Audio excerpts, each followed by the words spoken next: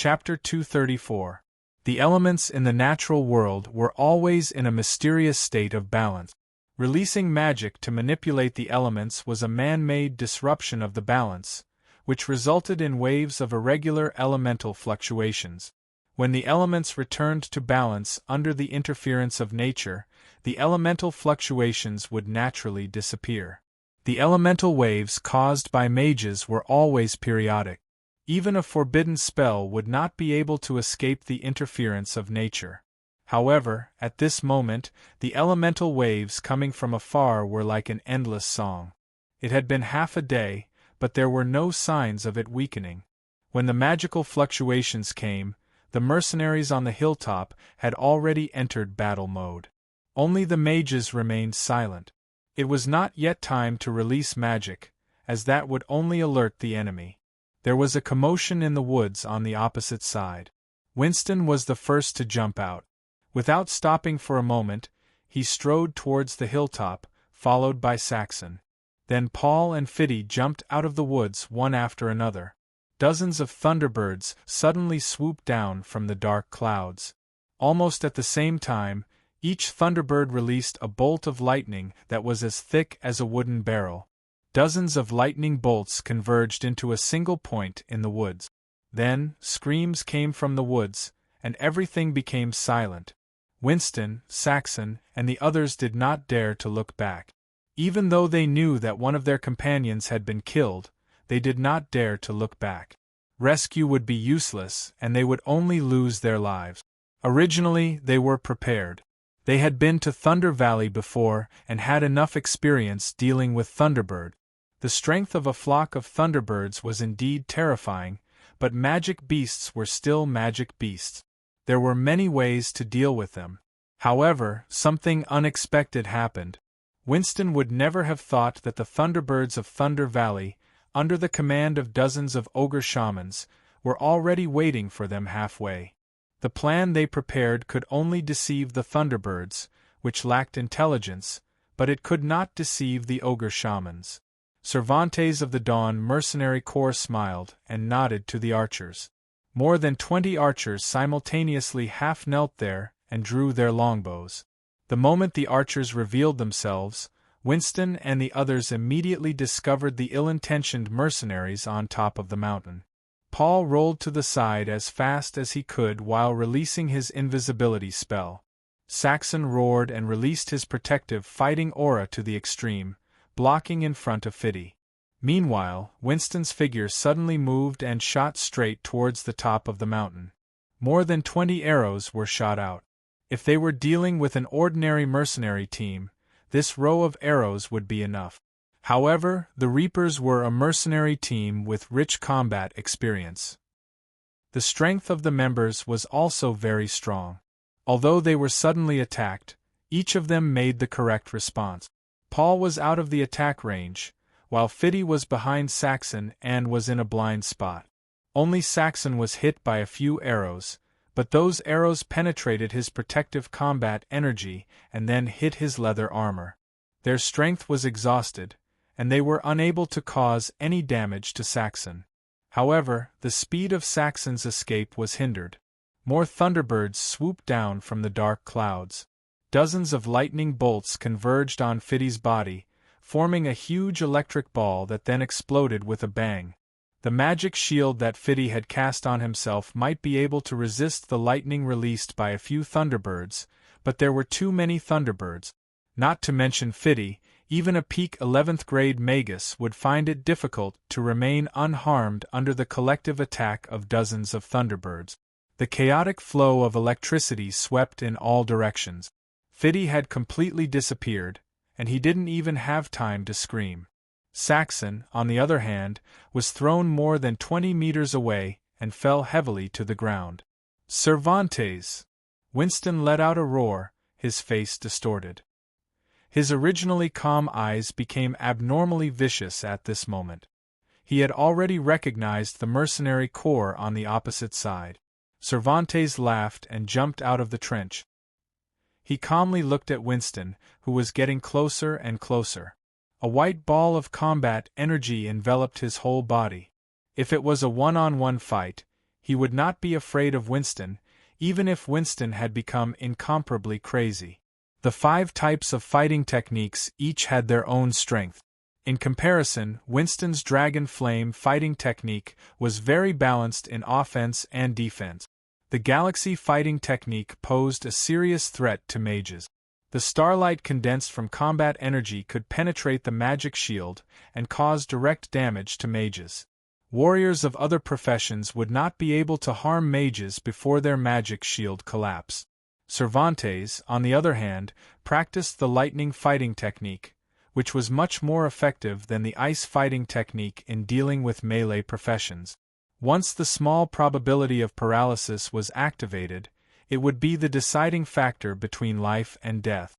Although for high-grade professions like Winston, the paralysis would only cause him to be stiff for a moment, but in a battle between masters, a moment was enough. Saxon jumped up from the ground and roared as he rushed up the mountain. In fact, he already understood that today was the day that the Reaper Mercenary Corps would be completely eliminated. However, there were different ways to die. He chose to fight to the last breath. Cervantes pulled out his long sword and pointed to the side. The dozen or so mages understood tacitly and released detection magic one after another. In an instant, hundreds of meters of space were covered. Paul, who was galloping, appeared, but he did not stop for a moment and continued to rush up the mountain. Dozens of thunderbirds began to swoop down again, and the magic fluctuations became more and more intense. The smile on Cervantes' face suddenly disappeared, and he looked up at the sky. Not good. One after another, straight bolts of lightning mercilessly fell from the sky, enveloping the entire mountain. People's bodies, weapons, and countless stones were bombarded in all directions. The mercenaries of the Dawn Mercenary Corps thought that they had a great advantage. With the cooperation of the Thunderbirds, they could easily wipe out the Reaper Mercenary Corps. They never expected that the mantis stalks the cicada, unaware of the oriole behind, and they themselves became the target of a surprise attack.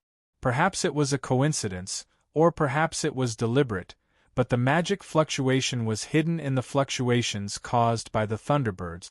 The mercenaries of the Dawn Mercenary Corps were not alerted at all. The dozen or so mages who did not release protective magic bore the brunt of the attack and were all killed on the spot. The archers who had drawn their longbows and aimed at Paul were also turned into broken limbs. The mercenary soldiers were not much better. Cervantes, on the other hand, was safe. The lightning fighting technique he practiced had an extremely strong resistance against lightning magic. However, his subordinates were all killed. 9-grid thunder call. This was the signature magic. Both sides understood who was nearby almost at the same time. Cervantes turned his head angrily, looking for the hiding place of the enemy. However, before he could find the enemy, a sharp wind quietly swept towards his neck. Cervantes reacted very quickly. He dodged to the side and sent back his sword. Gibran appeared in the air, and his figure spun, avoiding Cervantes' sword. The first move was a draw, and no one could hurt the other. Cervantes' expression changed drastically, and he quickly dodged to the side. If Gibran was here, Julia would definitely be here too.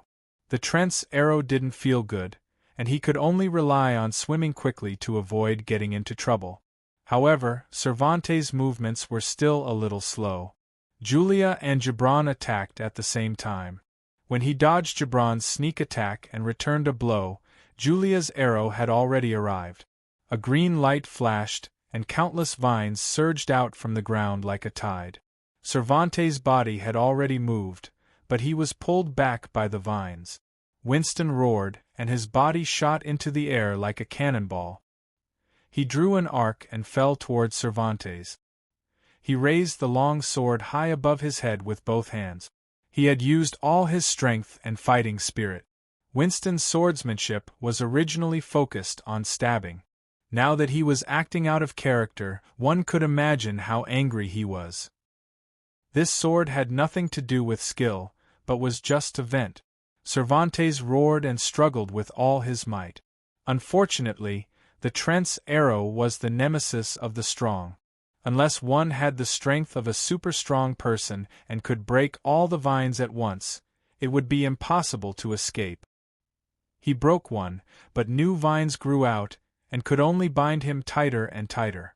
Winston swung his sword down, and the explosion instantly burned the waving vines into charcoal. Cervantes' body was also burned. Winston's long sword had deeply cut into his forehead, almost splitting his head in half. Cervantes suddenly froze, and then softly fell to the ground. The diving Thunderbirds released a dazzling electric light. Under the command of the ogre shaman, their attacks were very orderly. Paul had not yet rushed out of the magic detection range, but his body was already enveloped by the electric light. When the electric light disappeared, there was nothing left.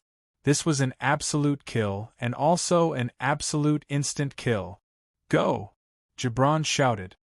He did not even care about attacking the surviving mercenaries of the Dawn Mercenary Corps. He turned around and rushed to the back of the hill. Winston also knew that now was not the time to kill to vent his anger. He stepped forward and followed closely behind Gibran. As for Saxon, who was lagging behind, he was really powerless. Facing the attack of dozens of Thunderbirds, there was no point in rescuing him, and he would only be sacrificed. At the foot of the hill, a dozen black shadows rushed out of the forest. They were the ogre shamans, and they were all riding on tall wind wolves. Ogres were very ugly creatures. Their skin was very rough, and they were an ugly greenish-gray color. Their heads were very large, and their eyes were not small. Their mouths were completely bloody, and their shining fangs were protruding out. It was terrifying to look at. Ogres were very powerful in battle. Just like vampires, they were born with tough bodies. However, in comparison, the ogre shamans' bodies were much weaker. But they often became the leaders of the ogres because they could release magic, and they also had the innate ability to communicate with magical beasts. Seeing that the enemy had escaped from the top of the hill, the ogre shamans hurriedly urged on their wind wolves. At this moment, a sudden change occurred. A figure suddenly jumped out from the ground, waving a shining green light, and slashed at the neck of an ogre shaman. The shaman was caught off guard, and a huge head flew high into the air. The figure did not stop for a moment, and continued to rush forward. With a flash of green light, another ogre shaman fell into a pool of blood, screaming. The rest of the ogre shamans hurriedly scattered in all directions. The flock of Thunderbirds that were chasing Saxon also gave up their target at the same time, and collectively turned around to protect the ogre shamans. Saxon originally thought that he was going to die, but when he saw that the flock of Thunderbirds had given up on him, he could not help but cry tears of joy. No one was willing to face death, and going to die didn't mean that they wanted to die. He used all his strength to jump up the hill, and then disappeared on the other side. Han Jin used his green light, and wanted to kill another enemy. But he saw a huge rock about 2 meters in diameter coming straight at him. Before the rock even got close, the strong wind that came from it made his cheeks hurt. Han Jin's body hurriedly fell back and disappeared without a trace. In the next moment, a huge man about 5 meters tall rushed out of the forest. With just 2 or 3 steps, he arrived at the place where Han Jin had disappeared. He waved an absurdly large hammer and smashed it down with all his might. With a loud bang, the ground shook violently. The wind wolves were shaken, and the remaining ogre shamans covered their ears in pain. The huge man continued to smash the ground a few more times, and forcibly smashed a large hole in the ground. He then squatted down and used his hands to dig for something. After a moment, he raised his head and said in a daze, "No, ignore him. Let's continue to chase." An ogre shaman screamed. His opinion received the approval of all the ogre shamans. But just as the Thunderbirds in the sky changed direction, Han Jin unexpectedly jumped out from behind another Galewolf. He raised his sword and pierced another ogre shaman's body. Then, Han Jin moved his body and rushed toward another ogre shaman. The shaman was already on guard. He raised his cane, and his greenish-gray skin suddenly turned iron-black. The green light only left a shallow mark on his skin. Han Jin was stunned. He flipped his hand and threw out a fire talisman. The 3 true flames fell on the shaman's back, and instantly turned into a ball of raging flames. The smug smile on the shaman's face instantly disappeared, and he let out a miserable scream. However, with the addition of a fire talisman, Han Jin's movements were interrupted and slowed down. The thunderbirds in the sky released streaks of lightning, and Han Jin's body was enveloped in them. With a boom, sand and stones flew everywhere. Han Jin reappeared in another place and disappeared into the earth. The huge man rushed over and squatted down to carefully observe, but he couldn't find anything. The ogre shamans looked at each other in dismay.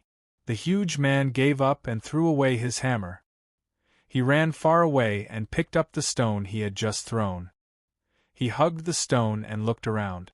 He was about 5 meters tall, and the stone was 2 meters wide. According to the ratio, it should be very difficult for him to lift it. However, the huge man seemed to have infinite strength and looked very relaxed. "What do we do?" a shaman asked in a muffled voice. "Ignore him," another shaman shouted. "Let's keep chasing." This time, the ogre shamans didn't move even though they were yelling that they wanted to chase after Han Jin. Their skin had all turned iron-black, and the flock of thunderbirds continued to hover above their heads. Obviously, it was for Han Jin to hear. After waiting for a long time, the ogre shamans couldn't bear it anymore. They exchanged glances and urged their gale wolves to move forward. Who knew that just as they began to move, Han Jin would jump out from behind. Seeing the ogre shaman's skin all changed color, he didn't hesitate and waved his hand to throw out a fire talisman. The giant man roared and threw the boulder out, but Han Jin had already sunk into the ground. The boulder missed its target and flew all the way, smashing down countless trees along the way. The shaman who was hit by the 3 true fire screamed as he rolled down from the gale wolf. His back rubbed against the gale wolf's body. As a result, the gale wolf also suffered.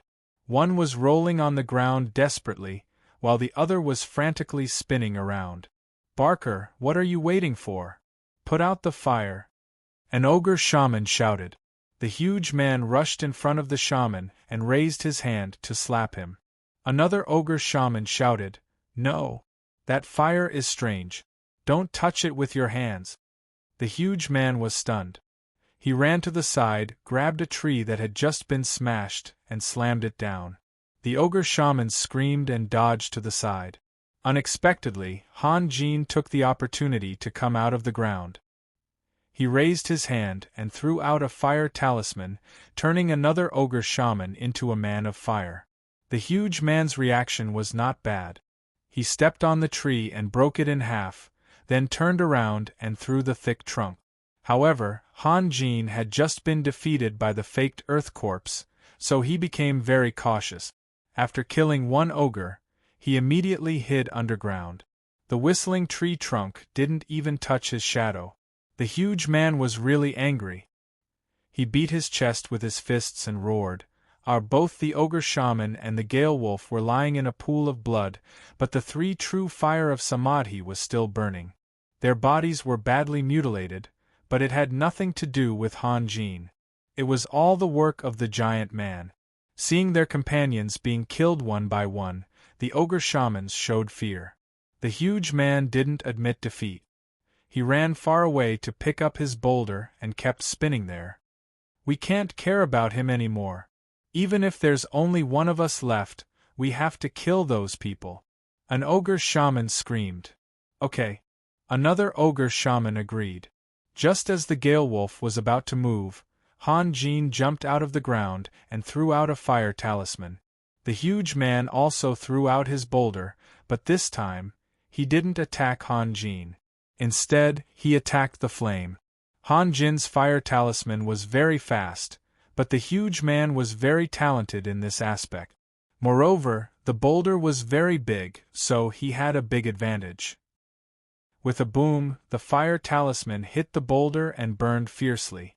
The ogre shaman who was attacked was only scared and broke out in a cold sweat, but he was safe and sound. The flock of thunderbirds had already released bolts of lightning. As Han Jin's figure disappeared into the ground, they all shot towards the ground. The roaring lightning struck the ground, creating a huge pit nearly 2 meters deep. Seeing that his plan worked, the huge man roared in the direction where Han Jin disappeared, "I'm strong!" After shouting, he happily ran over and picked up his boulder. Whether he was strong or not was another matter. His intelligence was a problem. The ogre shaman just reminded him that there was something wrong with the flame and that he shouldn't touch it, but he forgot in the blink of an eye. The surviving ogre shamans surrounded the crater, their attention focused on the bottom of the crater. "Is he dead?" An ogre shaman whispered. "Should be dead." The giant man was not afraid of the flames.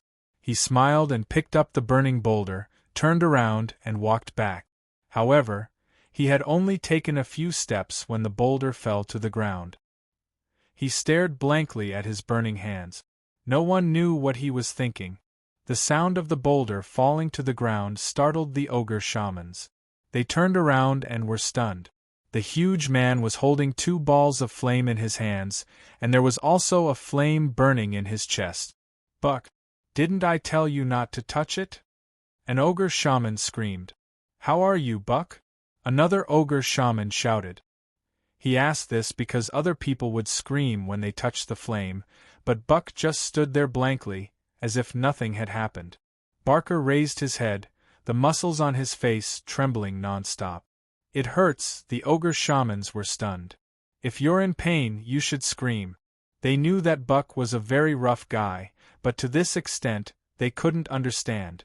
Buck strode to the ogre shamans and stretched out his hand. "Extinguish! Extinguish!" The ogre shamans scattered to the left and right. The nature of the flame was very strange, and they couldn't do anything about it. Besides, their purpose was to increase the fighting power of the whole race and control large numbers of magic beasts. The magic they mastered was also of the effect type. In a real battle, these shamans couldn't even beat a human warlock. Extinguish the flame. Seeing that his companions didn't care about his life and were retreating to other places, Buck, who was in great pain, finally shouted a complete sentence. The ogre shamans didn't respond. Instead, they retreated even further. "Extinguish the flame." Buck was furious. He strode to catch up with an ogre shaman and pressed down with his hand. He was so strong that his palm pressed the ogre shaman's head into his chest. The headless corpse with flames floating around its neck swayed a few times and fell down. "Run! He's crazy!" The ogre shamans were shocked. They turned around and drove the gale wolves to escape into the forest. Buck's body was big and tall. He caught up with an ogre shaman in a single step. He reached out and grabbed the shaman's neck, lifting him up. "Extinguish!" Another ogre shaman saw this and hurriedly screamed. The thunderbirds circling in the air began to dive down. Bolts of lightning gathered on Buck's body and made an earth-shattering sound. When the lightning dissipated, Buck did not disappear completely like the others who were attacked by the thunderbirds. However, his body was much thinner. From head to toe, white bones could be seen everywhere. Blood gushed out like a fountain. Then, he swayed and fell straight to the ground, crushing an ogre shaman who was staring at him in shock. Chapter 235. Relying on oneself is always better than relying on external help. Han Jin had given the ogre shamans a vivid lesson, which was also the last lesson. Buck was killed, and the ogre shamans had lost their protection and courage to chase after the mercenaries. They turned around and continued to flee into the forest. However, Han Jin did not die. Like a ghost, he came out from behind a big tree. He raised his hand and waved a fire talisman, turning another shaman into a man of fire. The shamans could control a large group of thunderbirds to beat Winston and the others, but they could not do anything to Han Jin. Every time Han Jin jumped out from the ground, he would kill one of them and immediately return to the ground. Not to mention the dozens of thunderbirds in the sky, even if there were thousands of them, they could not hurt Han Jin. After a few ups and downs, there were only 3 shamans left. They were quick-witted and fled in 3 different directions. The thunderbirds in the sky also split into 3 groups. This time, Han Jin was not in a hurry to chase after the shamans. When the thunderbirds had flown far away, he came out from the ground. The speed of Earthmeld was very fast, and he did not think that the shamans could escape from his hands. Han Jin's fingers moved quickly in the air. His faked Earth corpse had been broken, and now it was time to rebuff it. Compared to chasing after the enemy, protecting himself was more important. In the distance, Yelena and the others saw that they had escaped from the thunderbirds and turned back to kill. However, Han Jin had solemnly instructed them not to interfere with his battle, so they were not in a hurry to find Han Jin. There were still some fish left in the Dawn Mercenary Corps. For Winston, as long as they could fight, he had too much anger to vent. One by one, the talismans disappeared into Han Jin's body. He let out a long sigh of relief. At this time, the ogre shamans had escaped far away, but the thunderbirds flying in the sky exposed their exact location. Han Jin calculated in his mind and released Earthmeld again. The remaining 3 ogre shamans had long since become frightened birds. The effect of steel skin had disappeared, and they didn't even notice it. They only knew how to run forward. The shaman kept begging the gods in his heart, begging Han Jin to find his companions first. Who would have thought that Han Jin would jump out in front of him? The shaman's eyes revealed a look of despair, but Han Jin would not show mercy just because of the enemy's mood. With a flash of green light, a rain of blood burst from the shaman's neck. Out of habit, Han Jin wanted to retreat to the ground immediately, but he saw a strange, shiny object hanging on the shaman's chest. He quickly stretched out his left hand and pulled the object off, then sank it into the ground. In terms of energy consumption, Han Jin was a downright miser. If he could solve it with force, he would never use Taoist magic. Since the shamans had lost the protection of skin, of course he would save the fire talismans. The ogre shaman's body fell to the ground, but the Gale Wolf under him didn't stop for a moment. It continued to rush into the depths of the forest and disappeared in the blink of an eye. This time, the thunderbirds in the sky didn't release any thunder and lightning. They were still hovering. Han Jin jumped out from the ground again and quietly looked at the thunderbirds. His eyes flashed with a thoughtful look. After a moment, he waved a thunder talisman. A flash of lightning fell from the sky and hit a thunderbird. However, that was a thunder talisman that Han Jin made a long time ago. Its power was a bit pitiful and it didn't cause any harm to the thunderbird. Han Jin waved the green on and kept shouting. Although the intelligence of the thunderbirds was worse than that of the giant man, they also knew that the enemy was provoking them. With a few sharp and long cries, the thunderbirds flapped their wings and swooped straight down to Han Jin. The distance between the two sides was getting closer and closer. Han Jin could clearly see the shape of the thunderbirds. Their feathers were a brilliant golden color, very beautiful, but their pupils were like a silver-white gem. The beaks looked sharp and shiny. The thunderbirds were bigger than the human-faced eagles he had seen before. If they fell on the ground, they would definitely be taller than Han Jin. 20 meters, 10 meters.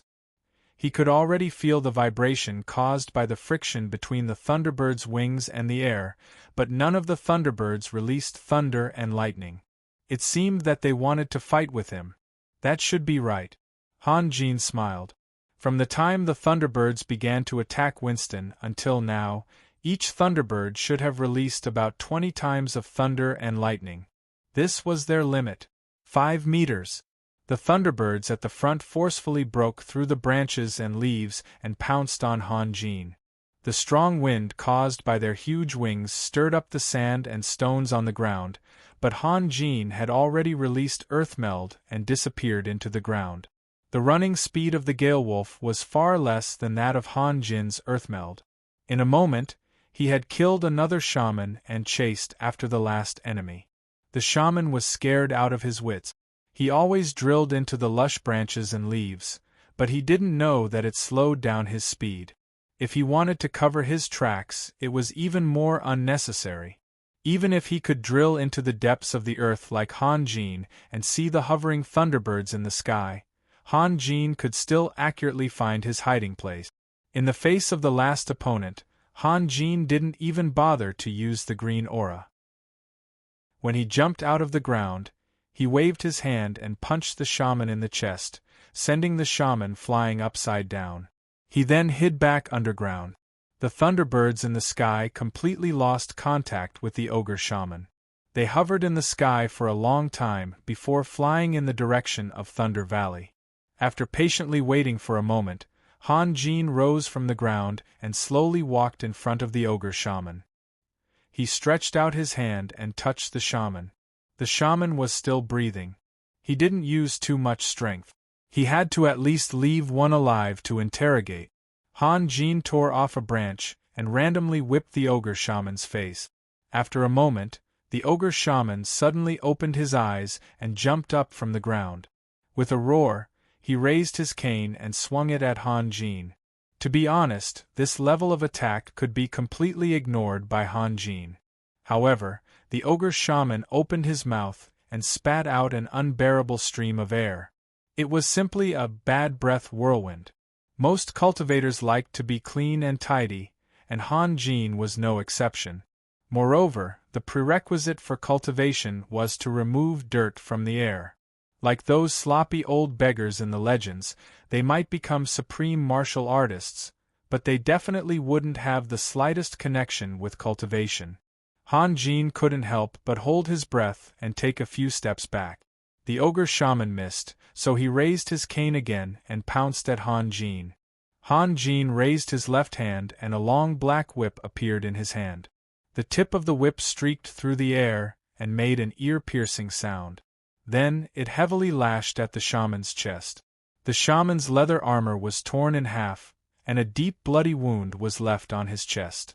He took a few steps back and sat on the ground, howling loudly. Han Jin originally wanted to go over and interrogate him, but when he saw the shaman's bloody mouth, he quickly dismissed the idea. It was better to leave it to Leger and the others. Then, the tip of the whip stretched out like a snake and wrapped around the shaman's neck. As if he was leading a dog, he strode out of the forest. Yelena and the others were already waiting at the top of the mountain. They had killed a few that had slipped through the net, but the forest was too big and there were good hiding places everywhere. They couldn't find every enemy, not to mention that Han Jin was the main focus. They needed to wait for a clear message. Seeing Han Jin dragging an ogre shaman out of the forest, Yelena and the others hurried to greet him. Saxon held his long sword and walked straight towards the shaman. Han Jin coughed lightly. "This is the last shaman." Saxon's body stiffened. After a long while, he slowly loosened his grip, and the sword fell to the ground. He sat down on the ground and covered his face with both hands. Tears flowed out from between his fingers, but he didn't make any sound. "Why are you crying?" Winston roared. "Can't you be a man?" Yelena, Gibran, and the others all looked at Han Jin. Compared to Winston and Saxon, who were immersed in grief, their expressions were much more complicated. During the time they were waiting for Han Jin, they roughly understood what had happened. It was impossible to kill an ogre shaman under the protection of dozens of thunderbirds. If it had been any of them, they wouldn't have been able to do it alone, not even together. However, Han Jin had succeeded. If it had been someone who liked to nitpick, they would have analyzed Han Jin's fighting style and the benefits of various strange spells. In the end, they would have concluded that if they had mastered the same spells, they could have done it too, or even better than Han Jin.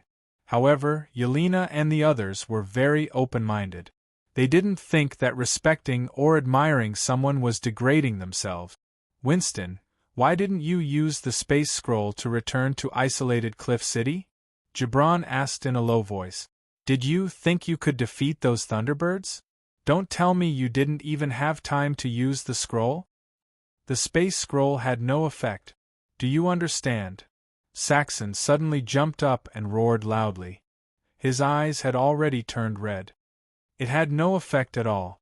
It was just a piece of waste paper. Waste paper! Fake! Han Jin was stunned. Yes. Winston nodded slowly and said with a trembling voice, "They are so cruel." Gibran and Julia looked at each other. It was very difficult to bribe the alchemists of the Mercenary Association. Once the matter was leaked, the alchemists would be hunted down by all sides.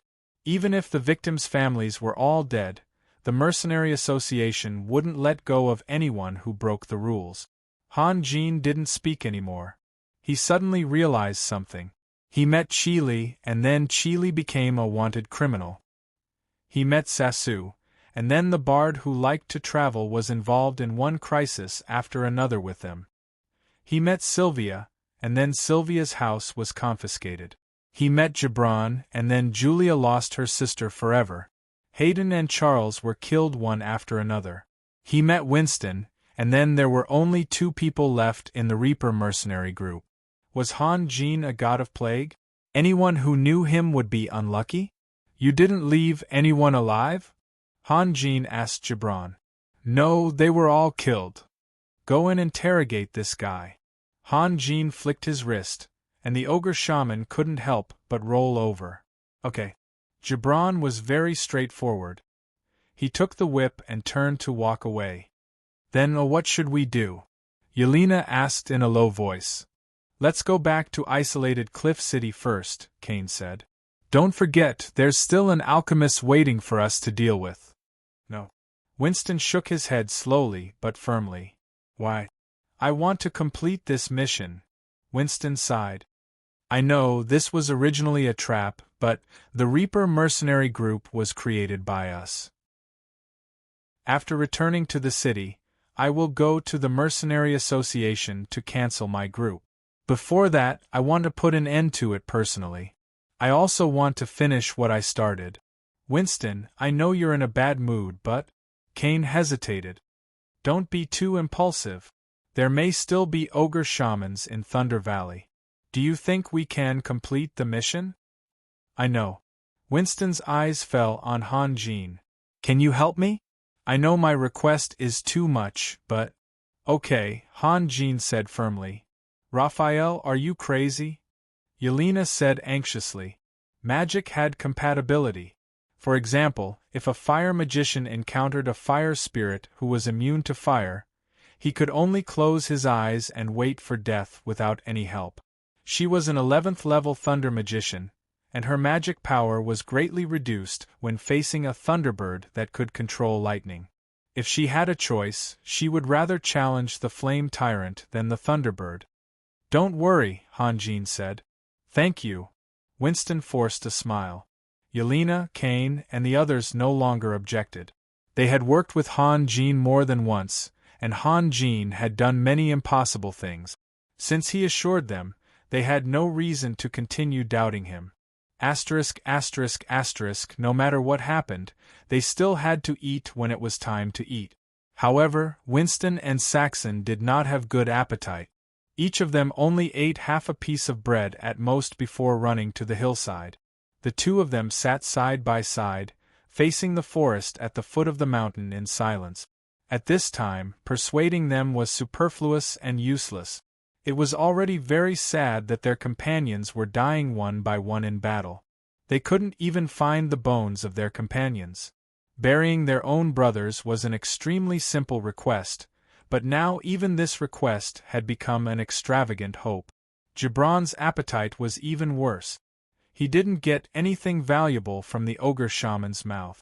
Instead, he was choked by the smell.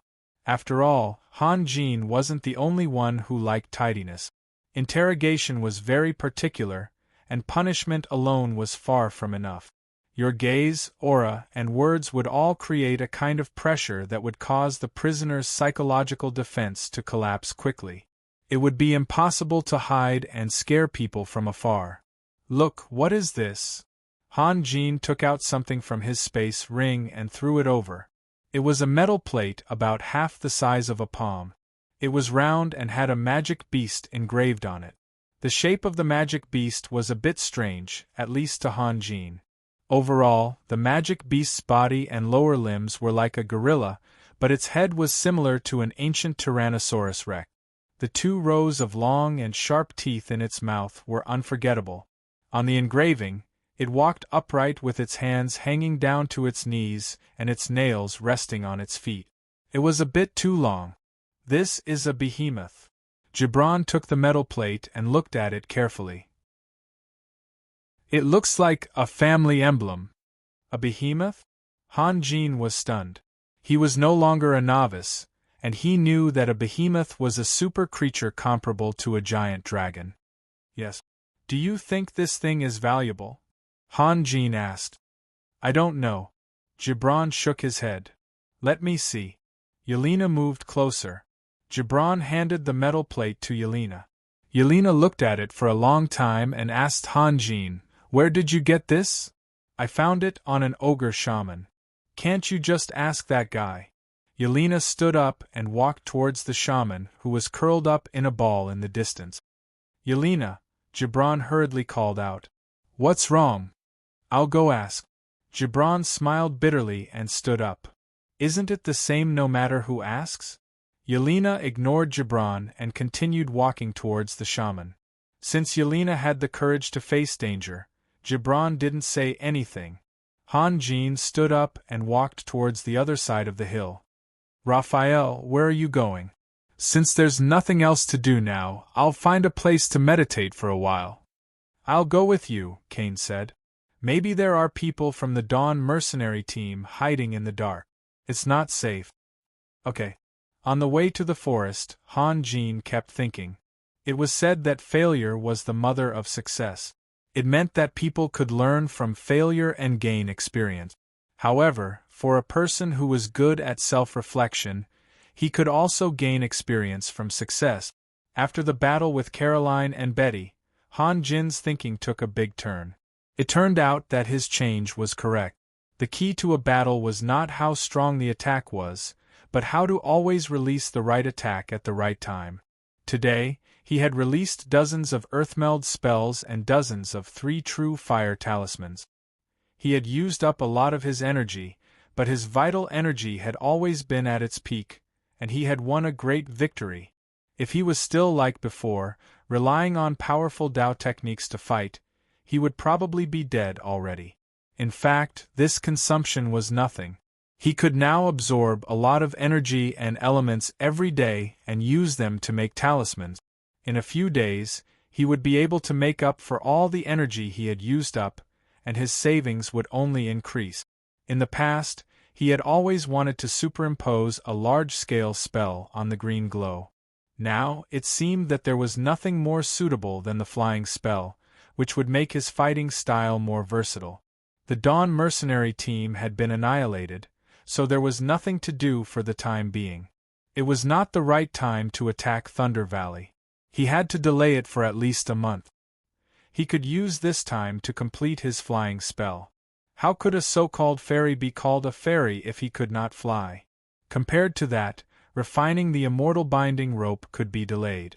After a month, those Thunderbirds would become his main opponents. If he could not fight in the air, his plan could not be realized. When he and Yelena killed a Thunderbird and obtained a level 9 electric magic crystal, Yelena was very happy. Of course, an electric magician could not do without the help of an electric magic crystal. What if he killed dozens of Thunderbirds in one breath? He wondered how happy Yelena would be. Thinking of this, Han Jin smiled faintly. Chapter 236. In the blink of an eye, more than half a month had passed. Han Jin had agreed to help Winston complete the task, but his intention was to wait until the Thunderbirds laid their eggs before going to Thunder Valley. Winston and Saxon were not in a hurry. Their task items were not only level 9 electric magic crystals, but they also needed to collect Thunderbird eggs. The reason why they came so early was to carefully investigate the situation in Thunder Valley. According to their original plan, they would have to wait a month before taking action. As for the reason why the Dawn mercenary group attacked them, Winston and Saxon felt that it should be related to a greenbach. It was something that happened a few months ago. Winston and Saxon had encountered a nameless mercenary who had mysteriously died in a place far away from isolated Cliff City. They found a green box on his body and opened it on the spot. There was nothing else inside except for a basic fire magic book. At that time, Winston almost threw the box away. However, when they returned to the city, Cervantes suddenly came to their door and asked if they had found a green box. Winston admitted it, and then Cervantes proposed to buy it at a high price. In fact, Winston did not take the green box seriously. If Cervantes did not want to buy it at a high price, he would have found a random reason to ask Winston for it, and Winston would have given it to him. Perhaps Cervantes was a stingy guy and made the mistake of measuring the heart of a gentleman with one's own yardstick. He thought that Winston would definitely not give it to him for no reason, and thought that buying it at a high price was the most direct and effective way. However, this made Winston suspicious, and he found a reason to send Cervantes away. One would not wake up early if there was no profit. Since Cervantes wanted to buy it at a high price, then the green box must have an equal value.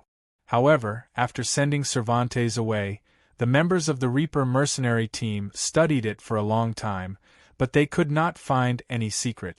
Later, Winston put this matter aside. However, less than half a month later, Cervantes and his men stopped them on the street. This time, they were very rude. Coincidentally, Han Jean happened to return to the city and helped Winston out. In the past few months, Cervantes had never looked for them again. Winston had already forgotten about that matter. Now it seemed that he had been too careless. However, they did not bring the box with them. Instead, they hid it in a more secluded place. If they wanted to find out the secret inside, they could only wait until they returned to the city. At dusk, Yelena and the others were watching the sunset and talking about something. Han Jean and Leger walked out of the forest. Han Jin's face flashed with joy. After more than 20 days, he had finally superimposed the complete flight spell on the green aura, which was one of his worries. "Where are Gibran and Cain? Not back yet?" Leger asked. "No." Julia shook her head. She was a little worried. Gibran and Cain went to Thunder Valley to observe the Thunderbirds every day. Usually, they would have returned by this time, but today there was no sign of them. "Don't think too much. There will be no problem," Yelena said. "They are just observing from outside the valley with X-ray eyes. They won't alarm the Thunderbirds." "I know." Julia smiled. "Yelena, it's time. Do you want to compete?" Han Jean smiled. "Compete in what?" Yelena was stunned. Han Jean stretched out his arms and made a flying gesture. He was so excited that he lost his composure when he raised his arms. "Okay." Yelena chuckled, then stood up and looked at Han Jean from the corner of her eyes. "Don't forget your promise. Don't forget your promise too." Han Jean smiled. "You guys. Why are you acting like children?" Julia seemed very mature, but her next sentence gave her away. "Come, I'll be your referee. How do you want to compete?" Yelena's face was full of provocation. Han Jean looked around and pointed at the mountain in the distance. "Fly there and then fly back. Whoever lands first wins." "Okay." Yelena tidied up her skirt and then took out her magic wand solemnly. Fairness was the first priority of a referee. Julia was obviously not qualified. She waited until Yelena finished casting the spell and slowly rose into the air under the protection of the wind element. Only then did she shout in a clear voice, "Begin!" Yelena immediately floated forward. In fact, flying was not very fast. Many high-level mages would rather travel in carriages than fly in the air. One reason was that it was a waste of magic power, and the other was that the speed was limited. At least, it was far slower than a warrior's sprint. Although Yelena was full of confidence, she was actually very nervous. Compared to material rewards, she was more eager for a spiritual victory. The guy with no fighting power, no magic power, and no rank was a huge pressure on her. Ever since she was young, she had always been the focus of attention because she was the smartest, the fastest, and the strongest among her peers. However, when she was with Han Jin, her radiance was almost overshadowed by Han Jin. Every time she was in danger, people always hoped that Han Jin could create a miracle and completely ignored her. Now, Yelena was eager to defeat Han Jin. Yelena had already flown dozens of meters away, but Han Jin was still in the same place. Yelena looked back at Han Jin and couldn't help but clench her small fist. Too arrogant. Raphael, what's wrong with you? Julia said anxiously. Hurry up and chase after him. Raphael, don't tell me you admit defeat. Leger was trying to provoke him. Han Jin smiled and raised his palm. The green light gradually lit up, and the next moment, he turned into a meteor and rushed into the sky. The flashing light was more dazzling than the setting sun, and there was a light tail behind him that was more than 10 meters long. His momentum was astonishing, but his speed was even more astonishing than his momentum. Yelena heard a whistling sound behind her and turned her head again. She saw a dazzling rainbow flash past her, and the strong wind it brought along instantly messed up her hair, making it look like countless strange snakes were dancing crazily. When Yelena turned around, Han Jin was already dozens of meters away. Then, he turned around in a beautiful arc and rushed straight towards Yelena. Yelena had just combed her hair that was blocking her view when Han Jin brushed past her again. Her hair was messed up again. Yelena was anxious and angry. She simply ignored Han Jin and continued to float forward. She had just flown more than 10 meters when Han Jin flew over her head again with a whistling sound, and the strong wind he brought along flipped up her skirt. Fortunately, Yelena was no longer a rookie. She didn't wear a palace skirt to adventure in the forest like before. She still had tight underwear under her skirt. Otherwise, everything that should and shouldn't be exposed would be exposed. Yelena was so angry that the roots of her teeth itched. She hurriedly released a magic shield to protect herself.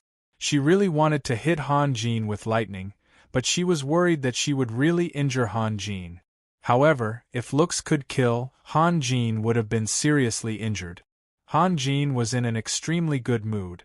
This feeling of freedom was something he hadn't felt in a long time. Every day, he calculated the gains and losses of energy bit by bit, not daring to waste even a little bit. Although his days were promising, he was too depressed. He had to release his emotions. If he kept holding it in, it would cause problems. At this moment, Han Jin temporarily forgot his dreams and goals. It was rare for him to have fun, so he might as well enjoy himself to the fullest. Han Jin sometimes drew Anne's shape in the air and sometimes dove down. When the ancient trees danced crazily under the strong wind, he suddenly pulled up and swept diagonally into the sky. Below, Julia and the others were all dumbfounded. Some things had to be seen up close, and some things couldn't be seen clearly at close range. Their angle and distance were just right. Sometimes he would turn left, sometimes he would turn right, sometimes he would soar into the sky, and sometimes he would land on the ground. Even a bird would not be able to make such incredible movement. The tail of light, more than 10 meters long, swept back and forth in the air. It was very dazzling. In comparison, Yelena was overshadowed. At least the people below didn't look at her. After flying for a few hundred meters, Yelena finally came to her senses. She simply turned around and flew back, giving the whole stage to Han Jin. Han Jin, however, continued to fly above the forest. He was as agile as a swimming dragon and as fast as lightning. His whistling sound was fiercer than the previous one. After a long while, Han Jin finally had enough fun and controlled his flying sword to return to the top of the mountain. Yelena glared at Han Jin angrily without saying a word. She had thought that this was an evenly matched contest, but it had turned out to be a one-sided defeat. She had wanted to release the teleportation scroll at the critical moment, but it had turned into a joke. The only relief was that no one knew about her plan. Otherwise, she wouldn't have the face to see anyone. Han Jin stepped down from the flying sword, and Julia and the others quickly surrounded him. This kind of magical tool was too amazing, and they had never seen or heard of it before. Before, they only thought that it was an offensive weapon, and didn't expect it to have other uses. Julia, in particular, was overwhelmed with emotions. If she had such a magical prop, she would be almost invincible. Even mages of the same rank would be no match for her. The range of the longbow was beyond the range of mental power. If the enemy came close, she would fly away. If the enemy ran away, she would chase after them. She would be the only one who could kill. No one would be able to hurt her. It could even be said that the value of this magical prop was far greater than any prop she had ever dreamed of getting. "You made this?" Julia's voice was slightly trembling. "Yes." Han Jin nodded. He could see Julia's mood. "Other than me, you can't control it, but what?" Julia asked hurriedly. "I can't do it now. Maybe in a few years," Han Jin said tactfully. At this moment, Gibran and Cain jumped out of the forest at the foot of the mountain. Cain shouted from afar, "It's born, it's born! The thunderbirds are hatching eggs?" Winston took a deep breath and looked at Han Jin. "Raphael, now what should we do?" Han Jin pondered for a moment. "Yelena, I need your help." "No." Yelena shouted subconsciously. She was angry and naturally refused Han Jin's request without thinking. However, as soon as the words left her mouth, she realized that she had lost her composure. She couldn't help but blush and whisper, "What do you want me to do?" Chapter 237. Thunder Valley. No one knew who first shouted out this name, and no one knew how long it had been spread. A long, long time ago, Thunder Valley was the territory of the Thunderbirds. In addition to the lush mountain peaks, there was another feature that was completely different from other places, and that was the skeletons of various magical beasts. In the nearby area, there were almost no magical beasts that could pose a threat to the Thunderbird. Moreover, there were many Thunderbirds. They would always divide a part of them to hunt, and the rest of the Thunderbirds would stay at home. Therefore, they built their nests on the ground so that people could see them at a glance. Perhaps because the Thunderbirds ascended and descended too frequently, there were no large trees in the center of the valley. There were only a few very short shrubs and clumps of grass that grew from the cracks of the bone. A female Thunderbird laid about 4 or 5 eggs at a time, but not all eggs had the chance to grow up. The Thunderbirds' nests were built on the ground, made of stones and bones, with only a shallow layer of bellflower. When the Thunderbirds returned to the nest, the slightest carelessness would break or crush the eggs. Moreover, the Thunderbirds did not feed their offspring. At most, they would drag the prey to the side of the nest. From the first day of hatching, the young Thunderbirds had to rely on their tender beaks to tear their prey apart. The young Thunderbirds that did not have enough willpower or physical strength would be eliminated. In the end, the nest of young Thunderbirds would grow up smoothly. At most, there would be 1 or 2 or even none left. The sun had just risen, and the Thunderbirds had not yet gone out to hunt. All of the members were in the valley. Some were combing their feathers, some were screaming, and some were carefully turning over the Thunderbird eggs. It was a very ordinary morning. A figure rose from the ground like a ghost. He reached out and touched one of the Thunderbird's nests. The white and fat bird eggs inside suddenly disappeared. The Thunderbirds became quiet at the same time. Their eyes were focused on one place. They had not reacted yet. Then the figure sank into the ground again. A moment later, he jumped out of the mouth of the valley and hurriedly fled into the forest. The flock of Thunderbirds immediately exploded.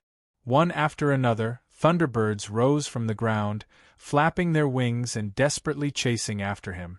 Their angry and sharp cries rose and fell one after another. The figures on the ground fled very quickly, but the Thunderbirds were even faster. At this moment, a sharp and long cry was heard, and a giant Thunderbird with a faint red glow caught up from behind. The cry came from its mouth. The thunderbirds gradually slowed down. After circling for half a circle, they flew back to Thunder Valley. Only 2 thunderbirds were still chasing after them.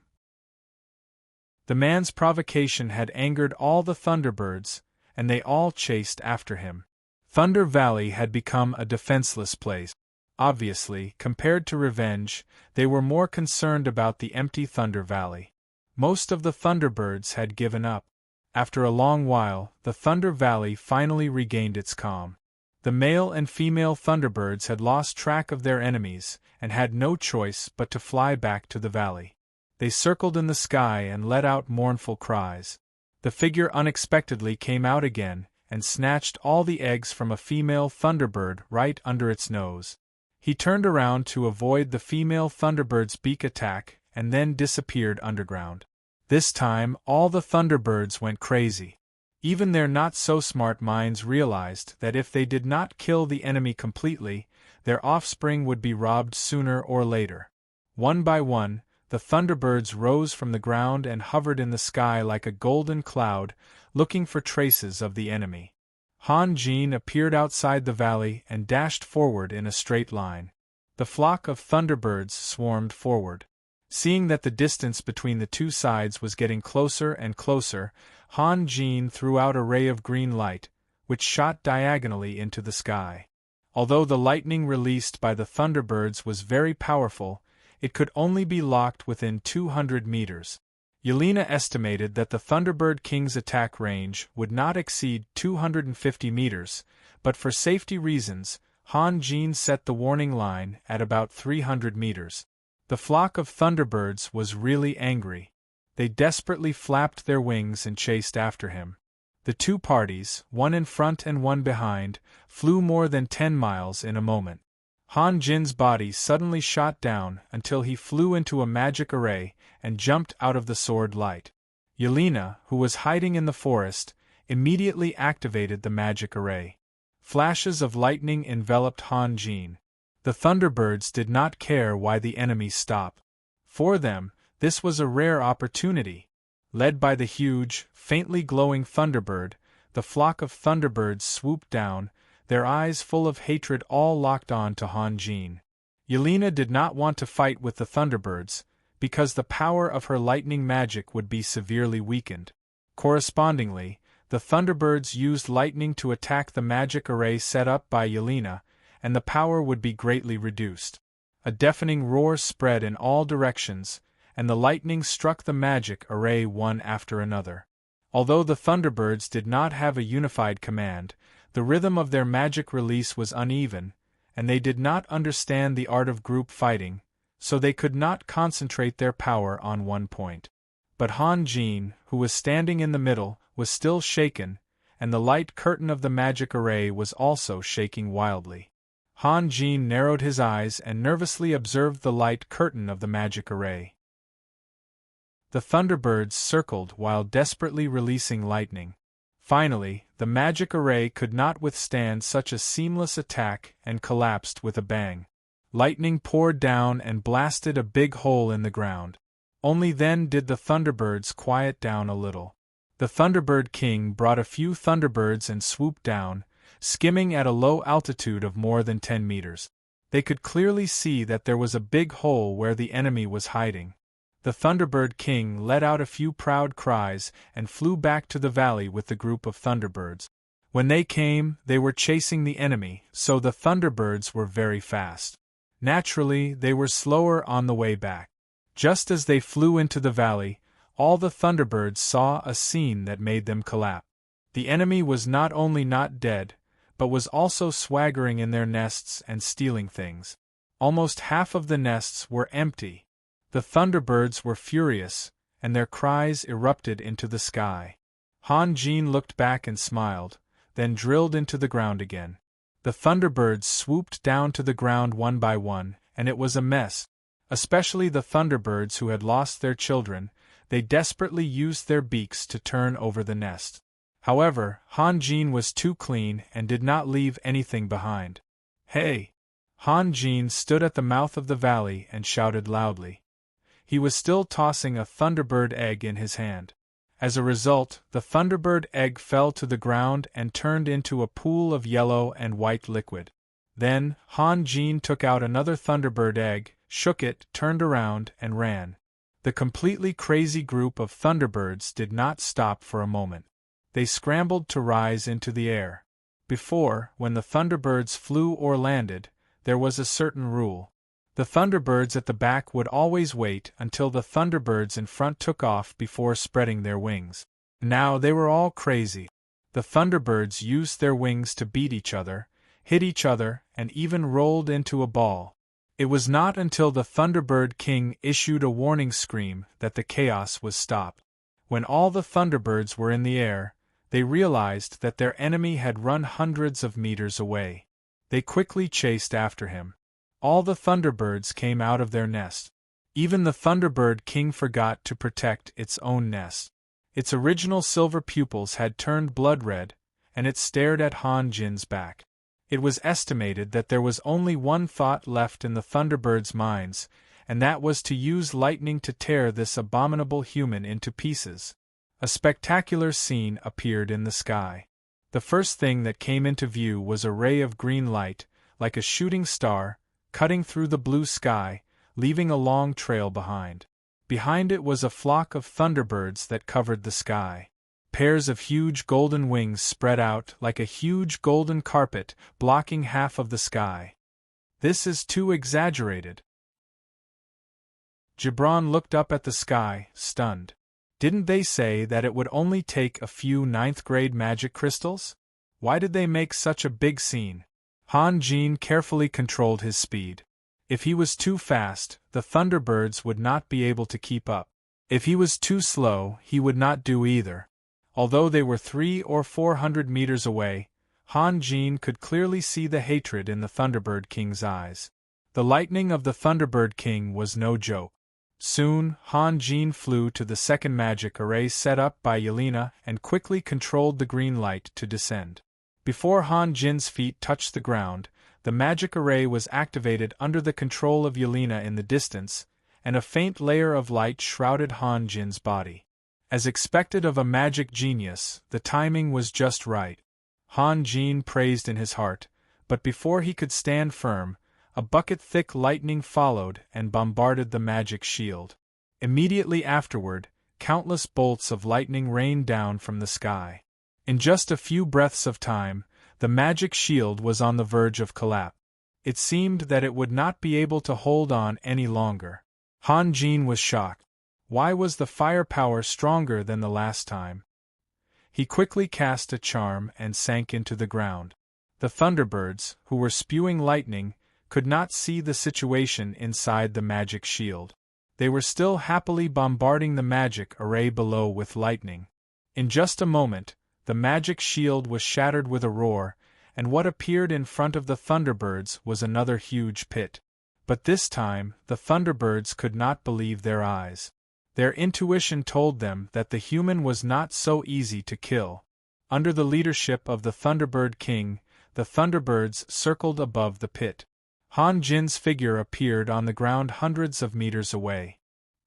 He first rode on the green light, then waved his hand in the direction of the Thunderbirds, and a faint white light flew toward them. A Thunderbird was the first to notice the white light. It quickly flapped its wings to meet it. At the same time, it released a bolt of lightning. In its opinion, no matter what the enemy threw at it, such an attack would not be able to hurt it. The white light collided with the lightning, and with a muffled poof, the white light was smashed into pieces, and some juice splattered in all directions. The Thunderbird's eyes suddenly widened. Only now did it see clearly what the white light was. It was actually a Thunderbird egg. All the Thunderbirds were furious, including the Thunderbird King. Using a Thunderbird egg to hit a Thunderbird? Was there anything more despicable than this? Han Jin laughed in the distance. I didn't do this. You broke it yourselves. As soon as Han Jin finished speaking, he found that all the Thunderbirds were flashing with white light. He quickly rode on the green light and went out with a whoosh. The next moment, the lightning released by the Thunderbirds gathered in one place, forming a huge electric ball. It whistled in the air like thunder and chased after Han Jin. Han Jin's flying speed was already very fast, but the electric ball was even faster. In the blink of an eye, it was less than 20 meters away from Han Jin. Han Jin made a sharp turn and shot down diagonally. The huge electric ball also followed him. Seeing that he could not get rid of it, Han Jin forcibly broke through the obstruction of the branches and sank into the ground. The electric ball then exploded at the place where Han Jin disappeared.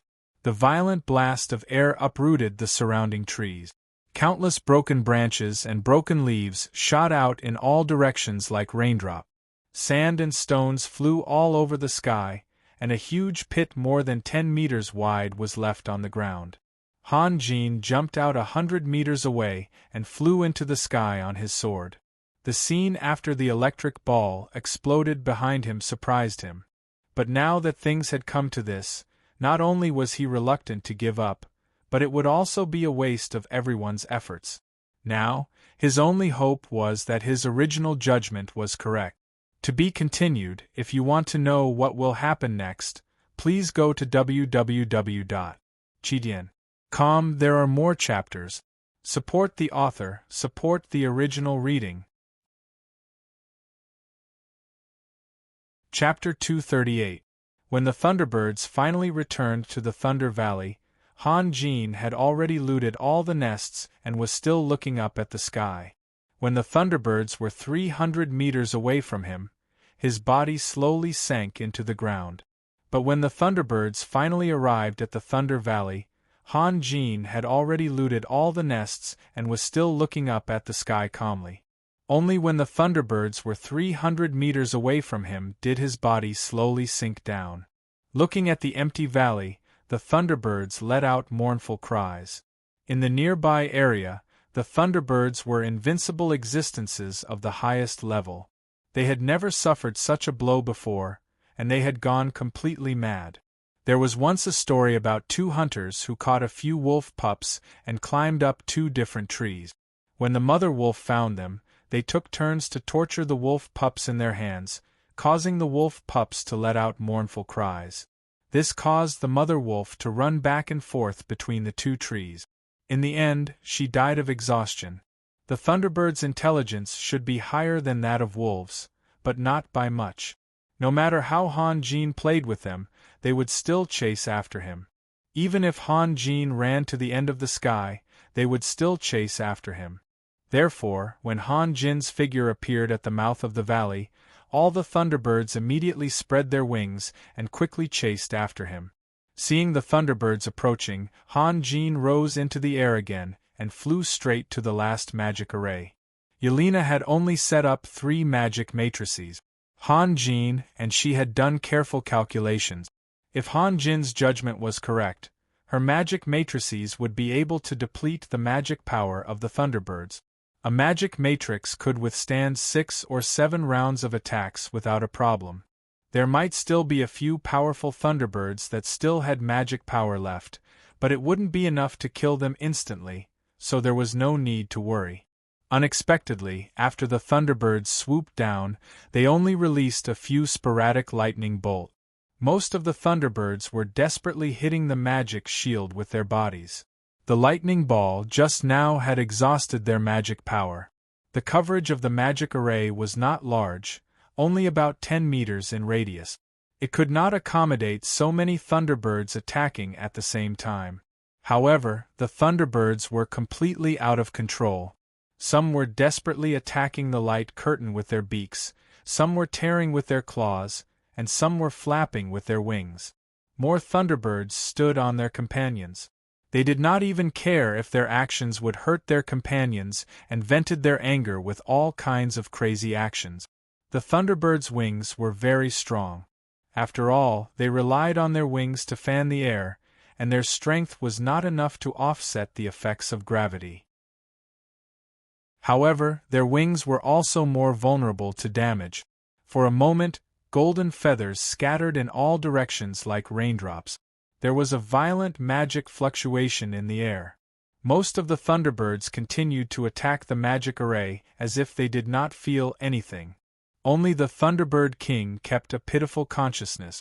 It hovered in the air, searching for suspicious traces, and then flew straight in a direction. Thick pillars of lightning rained down from the sky. 9-grid thunder call.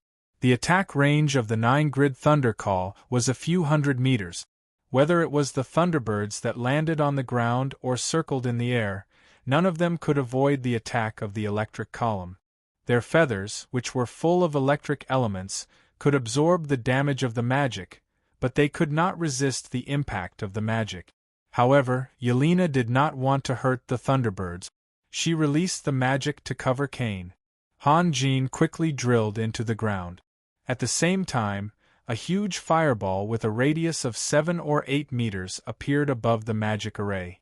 With a loud bang, a fire dragon with fangs and claws drilled out and rushed toward the embarrassed Thunderbirds. The appearance of the fire dragon released by any fire magician was not much different, but the color of the fire dragon was different. To be precise, the color of the fire dragon was directly proportional to the magician's own mental strength and magic power. Most of the fire dragons released by 9th-grade magicians were dark red or deep red. Higher up, the color of the flame would change in order: orange, pure orange, golden orange, and so on. If it was released by a 12th-grade magician, it would be extremely brilliant golden white or even pure white. The fire dragon did not need to attack, as any life near the fire dragon would be instantly turned into ashes. It was said that the fire dragon released by a demigod would turn into a beautiful sky blue, but this only existed in legends and had no factual basis. The fire dragon released by Cain was orange-red. As the saying goes, when an expert shows his hand, he will know whether he is an expert or not. Yelena immediately understood that Cain was on the verge of advancement. The nearest Thunderbird did not even have time to react before it was bitten. The fire dragon's physical attack was very weak, but the raging flames were a great threat. The Thunderbird's golden feathers were instantly charred, and even its red flesh was exposed. The fire dragon shook its head and the Thunderbird, which had turned into a giant chicken, was thrown out. It fell to the ground and struggled for a few moments before it stopped moving. Then, the fire dragon continued to rush forward. With a wave of its palm, it smashed down a Thunderbird that was about to fly. Before it landed, the Thunderbird had turned into a fireball. Thunderbirds flew very fast in the air, and their melee speed was not slow either. However, from the moment they started running, kicking the ground with their claws to make their bodies float in the air, and spreading their wings to really fly, the process was very slow. There was no acceleration, no airflow, and no way to change direction. In these few seconds they were targets. The fire dragon roared as it charged forward. It used its mouth to bite, its claws to slap, its body to ram, and its tail to sweep. The poor Thunderbirds were either slapped down or sent flying like stones. More than 10 Thunderbirds had lost their ability to fight. A black light shot out from the forest and shot toward the Thunderbird King like lightning. With a harsh screech, the arrow had already pierced the Thunderbird King's chest. The Thunderbird King was still fearless. It spread its wings and began to dive down. It had identified the enemy's position. The fire dragon disappeared, and Cain, who was sweating profusely, sat on the ground. The fire dragon he released was small in size and the duration was pitifully short, but this was already his limit. Julia stood beside him, drawing her longbow. There was an emerald arrow on the bowstring. Her eyes were locked on the Thunderbird King, and her arms slowly changed the angle of the Thunderbird King's movements. The Thunderbird King's speed was getting faster and faster, and it was less than 30 meters away from Yelena. Winston and Saxon gathered their combat aura and stood on either side of Yelena, waiting quietly. Just as the Thunderbird King entered the forest, a green light flashed, and Julia's arrow shot out like lightning, hitting a tree trunk. Her Dryad arrow could not hurt the flying bird in the air, because the Dryad entanglement spell needed a medium, and she had been waiting for this opportunity for a long time. Clusters of vines grew from the tree trunk and entangled the Thunderbird King. Winston and Saxon began to sprint at the same time, leaping into the air and pouncing toward the Thunderbird King like two fiery red meteors. The Thunderbird King had been tyrannical in the forest for a long time and had never suffered a defeat. Even if it was a top-level magical beast, it could only go around Thunder Valley. This gave it an invincible courage. Otherwise, it would never have dared to rush up to attack the opponent alone. However, the people it was facing this time were several highly intelligent creatures with an average strength of grade 10. Although its fearless courage was commendable, it was too stupid at this moment. The Thunderbird King struggled to poke its head out. Its beak suddenly opened wide, and a cone-shaped electric light shot out toward Saxon. Saxon blocked with his sword in front of his chest. The electric light hit the sword, and in a loud bang, Saxon's long sword was bounced back and hit his chest. The momentum of his body was abruptly stopped. Saxon flipped a few times in the air and landed steadily on the ground. He bent over and coughed violently. He was not injured, but the blood in his chest was boiling, and he could not speak for a while. Winston was already close, and the long sword in his hand stabbed out like a viper. The Thunderbird King subconsciously tried to dodge, but under the entanglement of the vines, the space for it to dodge was pitifully small. At least, it was not enough to affect a high-grade professional like Winston. Swoosh! Winston's sword pierced through the Thunderbird King's left eye and came out from the back of the right side of its head. The Thunderbird King let out a wail. Its wings trembled a few times before it stopped moving. The surviving Thunderbirds flew more than 100 meters in the air, circling back and forth. They were reluctant to leave, but they had already felt the strength of their opponent. Without the command of their king, they were in a mess. To live or to die, this was really a question. Not only was it difficult for the humans to decide, but even the Thunderbirds were also indecisive. After a long time, the weak side still had the upper hand. Under the leadership of several powerful companions, the Thunderbirds spread their wings and flew in the direction of Thunder Valley. Han Jin did not provoke them anymore. He gently took out a Thunderbird egg and carefully placed it on the ground. The movements of the Thunderbirds suddenly changed, and the Thunderbird at the front quickly spread its wings and flew back. Han Jin took out another Thunderbird egg and then another. The 3 Thunderbird eggs were in a shape quietly lying in the grass. Then Han Jin jumped on the sword light and left the Thunderbird eggs. At this time, the Thunderbirds were completely out of control. The Thunderbird eggs were all similar in shape, and the Thunderbirds could not tell if it was their own. However, Thunderbirds were social magical beasts, and cooperation was their habit. Even if it was not their own child, they still had the responsibility to protect it. One by one, the Thunderbirds landed on the ground and surrounded the Thunderbird eggs. At this time, Cain had exhausted all his magic power to release the meteorite spell. A huge meteorite whizzed down, and the blazing flames lit up half of the sky. A stunning scene appeared. The Thunderbirds frantically gathered towards the center, leaning on each other. More and more Thunderbirds jumped onto their companions, forming a hill of flesh and blood, protecting the Thunderbird eggs at the bottom. There were more than a dozen Thunderbirds that rose from the ground and flew towards the meteorite without hesitation. Using their flesh and blood to collide with the meteorite, the result could be imagined. One after another, the Thunderbirds turned into a bloody mess, and their messy feathers fluttered all over the sky like a golden snow. Under the desperate impact of the Thunderbirds, the meteorite's direction was deviated. In the end, the meteorite hit the edge of the flesh hill. In a violent explosion, a corner of the flesh hill was blown away. Including the Thunderbirds that launched suicide attacks, this meteorite killed more than 20 Thunderbird. The effect was surprisingly good. In fact, under normal circumstances, a meteorite killing 1 or 2 Thunderbirds would be considered a success. After all, Thunderbirds were living creatures. Both Yelena and Julia couldn't bear it. They were women, and their emotions were easily affected, especially when they saw the Thunderbirds pledging their lives to protect their offspring. Maternal instincts were often the most contagious. However, they quickly calmed down. Now they had the upper hand. If they were the ones being attacked, would the Thunderbirds be merciful? Yelena raised her magic staff, and a bolt of lightning fell from the sky and hit the top of the flesh hill. Before the lightning dissipated, another bolt of lightning fell. Yelena could release single-target lightning spells not only silently but also instantaneously. The Thunderbirds had already gathered together, and she didn't want to use 9-grid Thunder Call as it was too wasteful of magic power. Every bolt of lightning was a test, testing the courage and tenacity of the Thunderbirds, but none of them flinched.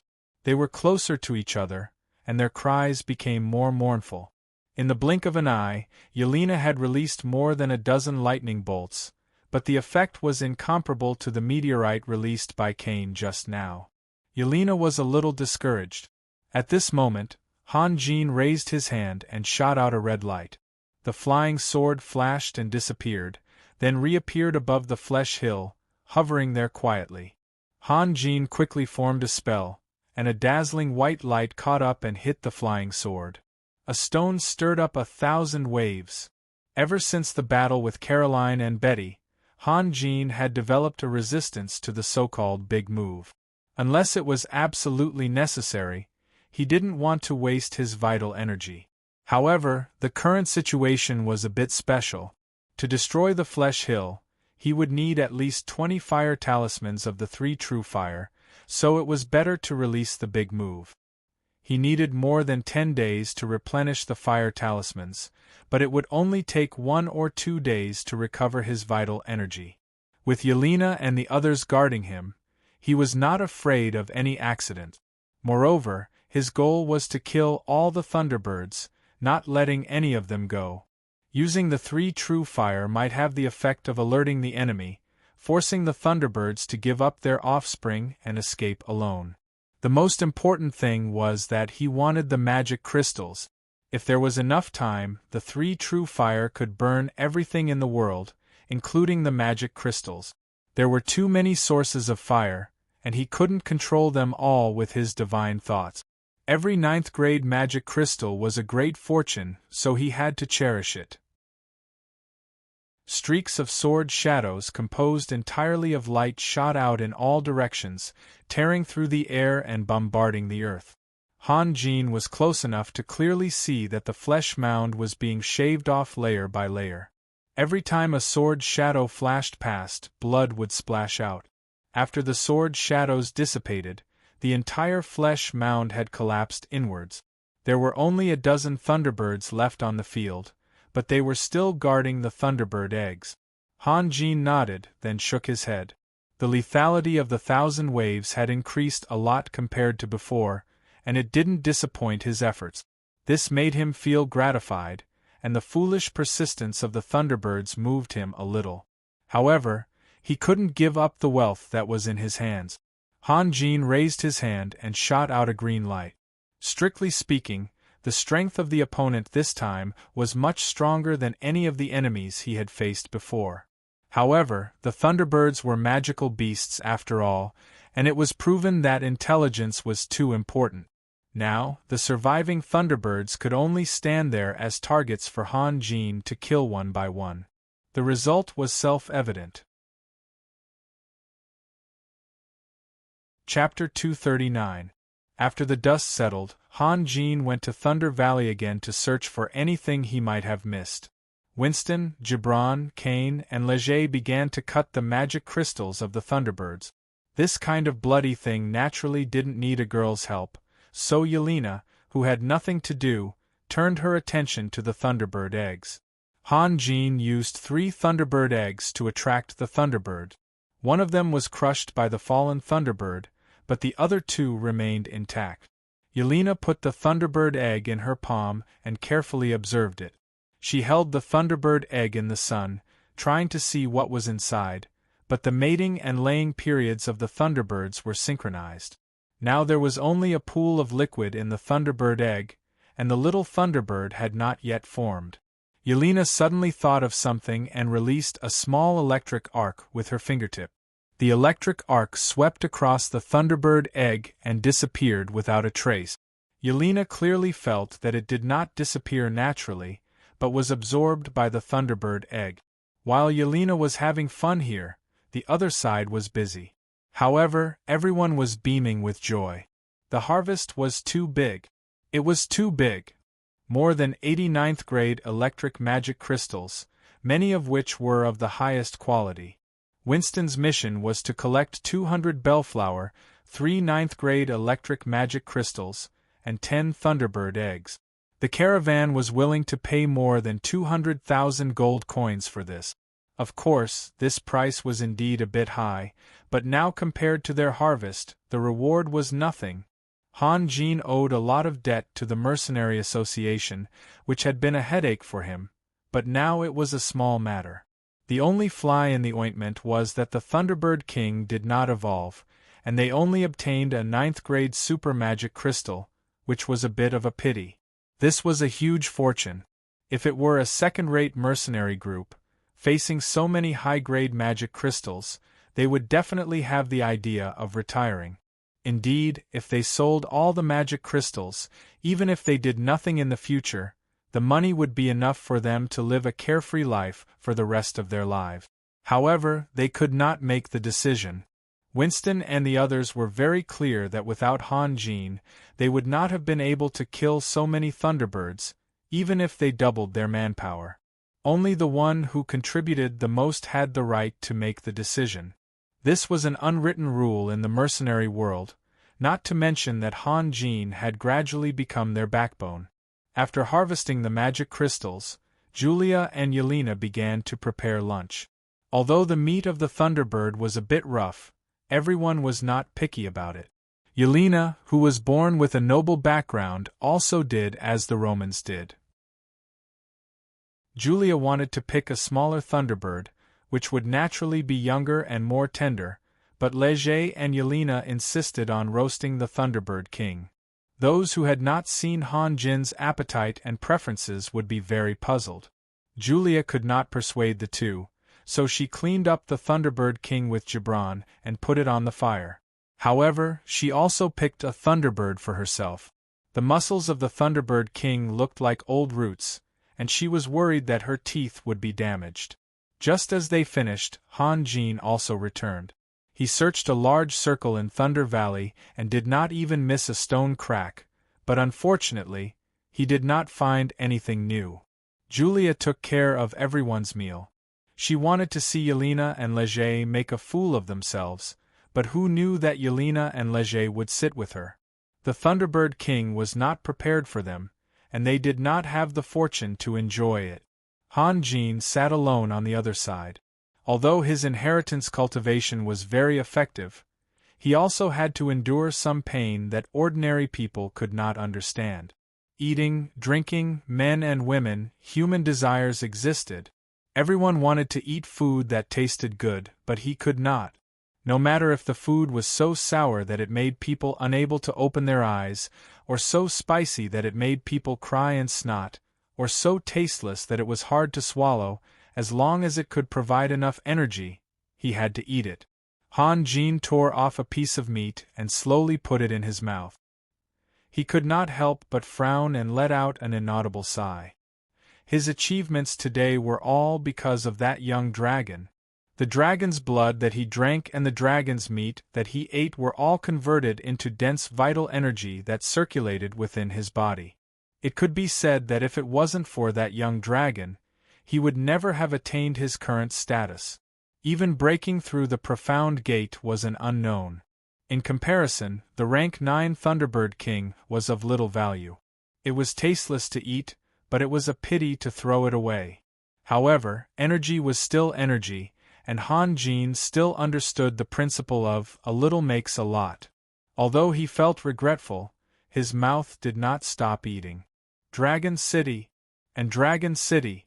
According to Guevara, there were hundreds of high-level dragons living in those two places. If he could get rid of these dragons and completely absorb their energy, He estimated that he could immediately achieve the Great Way and cultivate the indestructible golden body. However, the power of the dragons was too terrifying.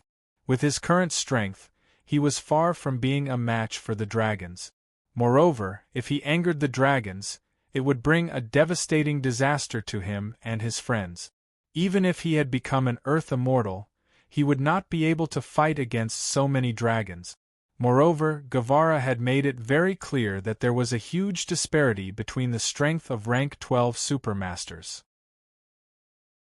Guevara had the strength of a rank 12 supermaster, which was enough to look down on the world, and the elders of the dragons who had mastered dragon language magic were the peak of the peak, and had even become demigods. Therefore, it was fine to think about it, but if he really wanted to provoke Dragon City, he would definitely be tired of living. The atmosphere on the other side was much livelier. Even with Yelena's background, she was also elated with today's harvest. Moreover, she was a thunder magus, so these thunder magic crystals would be of great help to her. Everyone was talking and laughing, and even Winston and Saxon had temporarily forgotten the pain of losing their companions.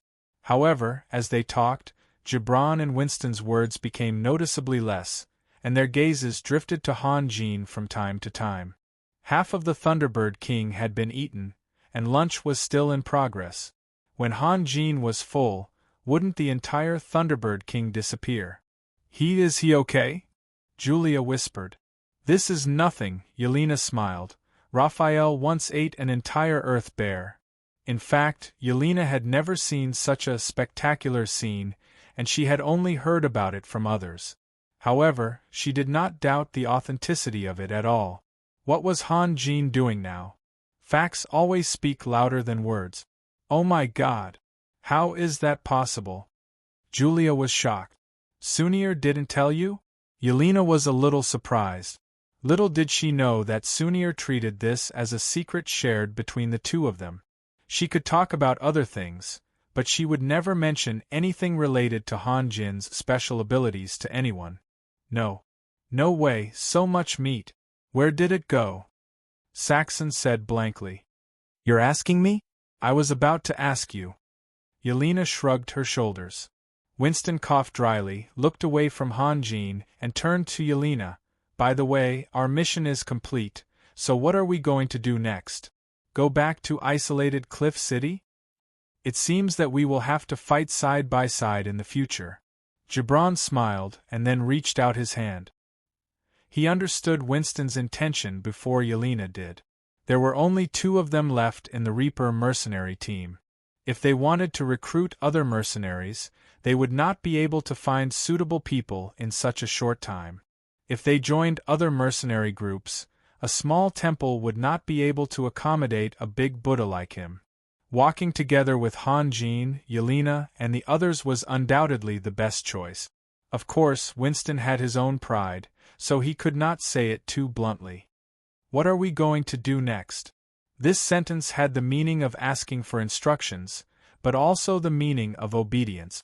Yelena was the daughter of the Grand Duke of Solomon, and an 11th level magus. Asking for instructions from Yelena was not a disgrace to his status. Winston let out a long sigh and reached out to shake Gibran's hand. His eyes were still on Yelena, waiting for her answer. Do you still remember the giant dragon that Raphael killed? Yelena smiled. After going through so much, Yelena had learned to be smart. She even remembered to cover up Han Jin's lie. Of course I remember. Winston nodded. We are going to dig out the dragon bones, Yelena said.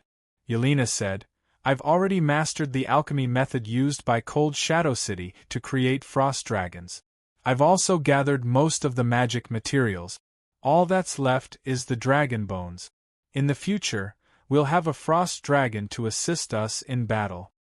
But the dragon bones are so big. How are we going to transport them back? I have prepared. Yelena smiled. I brought a lot of potions that can refine the dragon bones into bone powder. Do you still remember that place? Gibran asked. Of course. Raphael and I have already left a mark. It's okay. Even if you have forgotten, I will always remember that place, Saxon continued. Cain used up too much of his magic power. Let's rest here for the night and leave tomorrow, Gibran said. Okay. Yelena nodded. Just as they finished their lunch, the bright sunlight suddenly disappeared, and the sky darkened. Thick dark clouds shrouded the vast forest as far as their eyes could see. After a while, a distorted lightning bolt tore through the sky, and raindrops fell along with the lightning. This was the first rain since the beginning of spring. It was said that spring rain was as precious as oil, and this was true. Countless farmers looked forward to it, but the spring rain was very annoying. It was endless, and sometimes they couldn't even see the sun for a few days. Han Jin and the others were very familiar with the surrounding terrain, so they hid in the cave ahead of time. The sky was flickering, the twisted flashes of lightning continued, and the muffled thunders shook their eardrums like drumbeats. Yelena was bored. She took out the Thunderbird egg and examined it in her palm. She had made some discoveries, but she still didn't know the reason. Han Jin and the others were all attracted to the Thunderbird egg. Under the illumination of the silver snakes dancing in the sky, the Thunderbird egg lit up little by little, like a bright luminous pearl. What's going on? The Thunderbird egg also knows how to absorb the electric elements in the air? Cain cried out in surprise. Yelena suddenly thought of something. She rushed out of the cave and looked in the direction of Thunder Valley. Then she turned back and shouted, "Raphael, follow me! Quick!" Chapter 240. When Han Jin and the others rushed out of the cave, Yelena was already in the air. Han Jin hurriedly called out to her, but Yelena didn't look back. Instead, she waved behind her, signaling Han Jin and the others to catch up. Han Jin released the green glow, and caught up with Yelena in a few breaths. "What's wrong?" "Look." Yelena pointed in the direction of Thunder Valley. There weren't many lightning bolts in the area where they were, but in the direction of Thunder Valley, the lightning bolts were abnormally dense. The reason why the sky was constantly changing was all because of the lightning bolts there. So what? You won't understand if I explain it to you now. Yelena stretched out her hand to Han Jin. "Quick, take me there. If we delay any longer, maybe the rain will stop." Han Jin hesitated for a moment, but still chose to believe Yelena. During this period of time, Yelena was much more mature than before, so she shouldn't make trouble. Han Jin pushed Yelena's hand aside and hugged her waist. The green glow suddenly accelerated and shot straight toward Thunder Valley. Seeing Yelena so anxious, Han Jin didn't care about politeness anymore. The green glow's speed was too fast. If he only grabbed Yelena's wrist, he would definitely dislocate her arm. Yelena suddenly screamed. She didn't blame Han Jin for being rude. After all, she had been through a lot and knew what it meant to act in a hurry, but the speed was too fast. In the past, when she saw Han Jin flying freely from below, she didn't think that Han Jin was amazing. Now that she experienced it herself, she finally understood the strong excitement. Han Jin kept his altitude very low, almost flying close to the canopy of the trees. Lightning flashed one after another. Before one's strength reached a certain level, all cultivators had an indescribable fear towards heavenly thunder. They were not afraid of the thunder palm or the thunder attraction technique of their own kind, but they were afraid of the heavenly thunder of nature. It was said that when an earth immortal was refined into a celestial immortal, the first tribulation was the thunder tribulation. When a celestial immortal was refined into a golden immortal, he would encounter the fire tribulation. The realm of celestial immortal and golden immortal was too high for ordinary self-cultivators to reach. However, the thunder tribulation was real. Every Taoist sect kept a lot of information about the thunder tribulation. Everyone was not afraid of it. Han Jin did not want to be struck by lightning. She watched as the trees pounced on her like monsters, then turned into streams of light and disappeared behind her.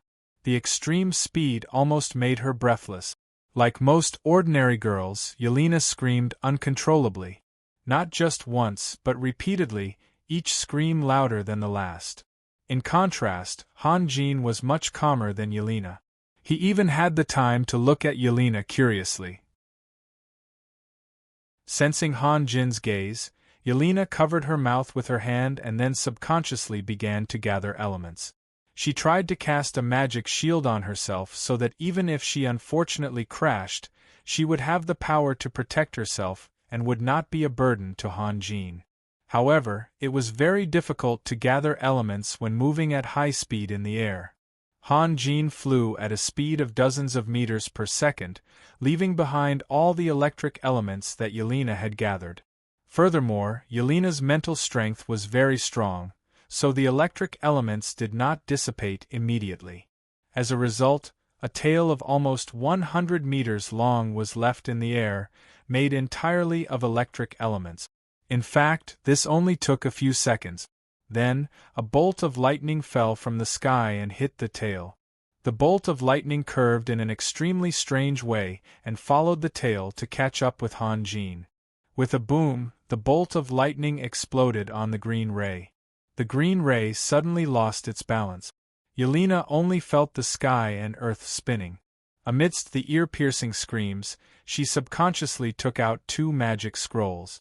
One was the teleportation scroll that she had once imagined using at a decisive moment to defeat Han Jin, and the other was the magic shield. In the blink of an eye, Yelena hesitated for a moment and chose the latter. Although teleportation could guarantee her safety, she did not have the habit of abandoning her comrades and escaping alone.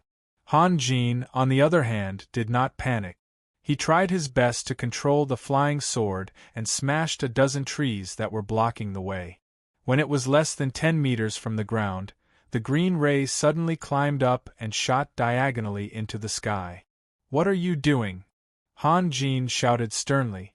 Only then did he notice that Yelena was condensing electric elements with her spiritual power, leaving behind an arc-shaped elemental belt. Yelena had been trying to condense more elements so that she could release magic. She looked back and followed Han Jin's line of sight. She also saw the elemental belt. Then, another bolt of lightning struck the elemental belt. In fact, she had already noticed that the elemental belt was missing, but she didn't expect it to be missing so much. The next moment, a ball of lightning that was so bright that it was hard to open one's eyes rushed over. Before the two of them could react, it enveloped them. The Imperial Air spell itself had a certain degree of defensive power, at least to block the wind formed by rapid movement. However, it was difficult to withstand 2 high-pressure heavenly thunders in a row. The bolt of lightning pierced through the green ray and landed on the magic shield. Then, it turned into a raging tide, and countless tiny electric arcs surged in all directions before disappearing. The green ray spun wildly horizontally. Han Jin tried his best to control the flying sword. Yelena was even worse. She held Han Jin's waist tightly with both hands to ensure that she was not thrown out. "What are you doing?" Han Jin shouted again as soon as he regained his balance. Yelena was speechless. She was still too young and had too many unfamiliar environments waiting for her to experience. If she was given another chance, she would definitely not do anything but hide obediently beside Han Jin. In such a dangerous situation, Han Jin was still able to control the speed and direction of their flight. It seemed that her worries were groundless. Seeing Yelena remain silent, Han Jin didn't say anything more. However, Yelena glanced at him and couldn't help but burst into laughter. "What are you laughing at?" Han Jin said with a straight face. "Your hair." Since Han Jin had slowed down, Yelena was no longer afraid. She even pointed at his hair. When a crow lands on a wild boar, it can only see others' black, but not its own. Han Jin's face was still gloomy. "Do you think your hair is beautiful?" Although Yelena's magic shield blocked the lightning, it couldn't offset the characteristics of the released electric elements. Their hair stood on end, making them look very strange. Fortunately, he was far away from Julia and the others, so no one saw his embarrassing scene. Yelena touched her hair that stood up and suddenly said angrily, "Who are you calling a crow? Do you think others are worthy of you?" Han Jin was tit for tat, not gentlemanly at all. "You." Yelena was stunned. Then, she smiled mischievously. "If I'm a crow, then you're a wild boar?" Han Jin was speechless for a moment. After a moment, he could only pretend to express his murderous intent with his eyes. Unfortunately, Yelena was not afraid of him at all. She was still smiling. In fact, Yelena was never afraid of Han Jin. Yelena was also willing to obey Han Jin's command, but this had nothing to do with fear. What Han Jin could do, she couldn't do, and what she could do, Han Jin couldn't do. For example, this time, she was preparing to refine a powerful frost dragon. To be precise, the two of them were equally important in the team, and neither of them could be left out. A moment later, they arrived at their destination. Now, it could be seen that this valley was named Thunder Valley, but it had little to do with the Thunderbirds. For some unknown reason, the peaks on both sides of the valley were always able to attract lightning attacks, one after another, illuminating the entire valley. In the center of the valley, countless electric arcs were flowing everywhere. The frequency of their flashing was so dense that it formed a lake that could be seen with the naked eye. "Yelena, what are you going to do?" Han Jin frowned and asked. "I remembered the legend of the Thunderbird. Today's thunderstorm should last for a while, and with my magic array." Yelena paused for a moment and revealed her snow-white teeth. "I will give everyone a surprise." After that, Yelena stepped into the valley. "Hey!" Han Jin stood there motionless. "Let's go?" Yelena turned around and shouted in surprise. "The lightning inside is too dense." "It's dangerous," Han Jin said. "Have you forgotten that I'm a thunder magus?" Yelena said confidently. Then, she looked up and down at Han Jin. "Are you afraid?" "Damn it!" Han Jin cursed in his heart. He was not afraid, but he was traumatized by natural lightning. Moreover, the lightning was too dense. He really did not want to go in. "What are you thinking? Let's go." Yelena was a little anxious. Seeing that Han Jin still did not respond, she suddenly chanted a spell. Then, a slightly bright magic shield fell on Han Jin. She then revealed a teasing smile that could only be made when she saw someone's privacy. "Are you really afraid of lightning?" "What am I afraid of?" Han Jin glared at Yelena and strode into the valley. On the way into the depths of the valley, Yelena kept sneaking glances at Han Jin, secretly laughing. When Han Jin's gaze turned away, she put on a solemn and calm expression. Finally, they reached the place where the lightning arcs were the densest. Yelena stopped and said in a joyful voice, "The elements here are too dense." "Perfect. Raphael, take out all the Thunderbird eggs." "What are you going to do?" "I want to be a summoner," Yelena said with a smile. "Of course, they are different from real summoned beasts. I can't summon them from the space, but they can always be by my side." "No way." "What?" Han Jin opened his mouth but swallowed back the words he wanted to say. He originally wanted to turn all the Thunderbird eggs into vital energy, but he did not have time to do so. Now, seeing Yelena's expectant face, he could only keep silent. "Hurry up," Yelena urged. Han Jin had no choice but to take out the Thunderbird eggs one by one. He had lost a lot of them in the battle, but there were still more than 160 of them left. A strange scene appeared. When the Thunderbird eggs were first taken out, they were dim, but after being nourished by the dense electric arcs for a moment, the Thunderbird eggs lit up one after another, like magic lamps. Chapter 241.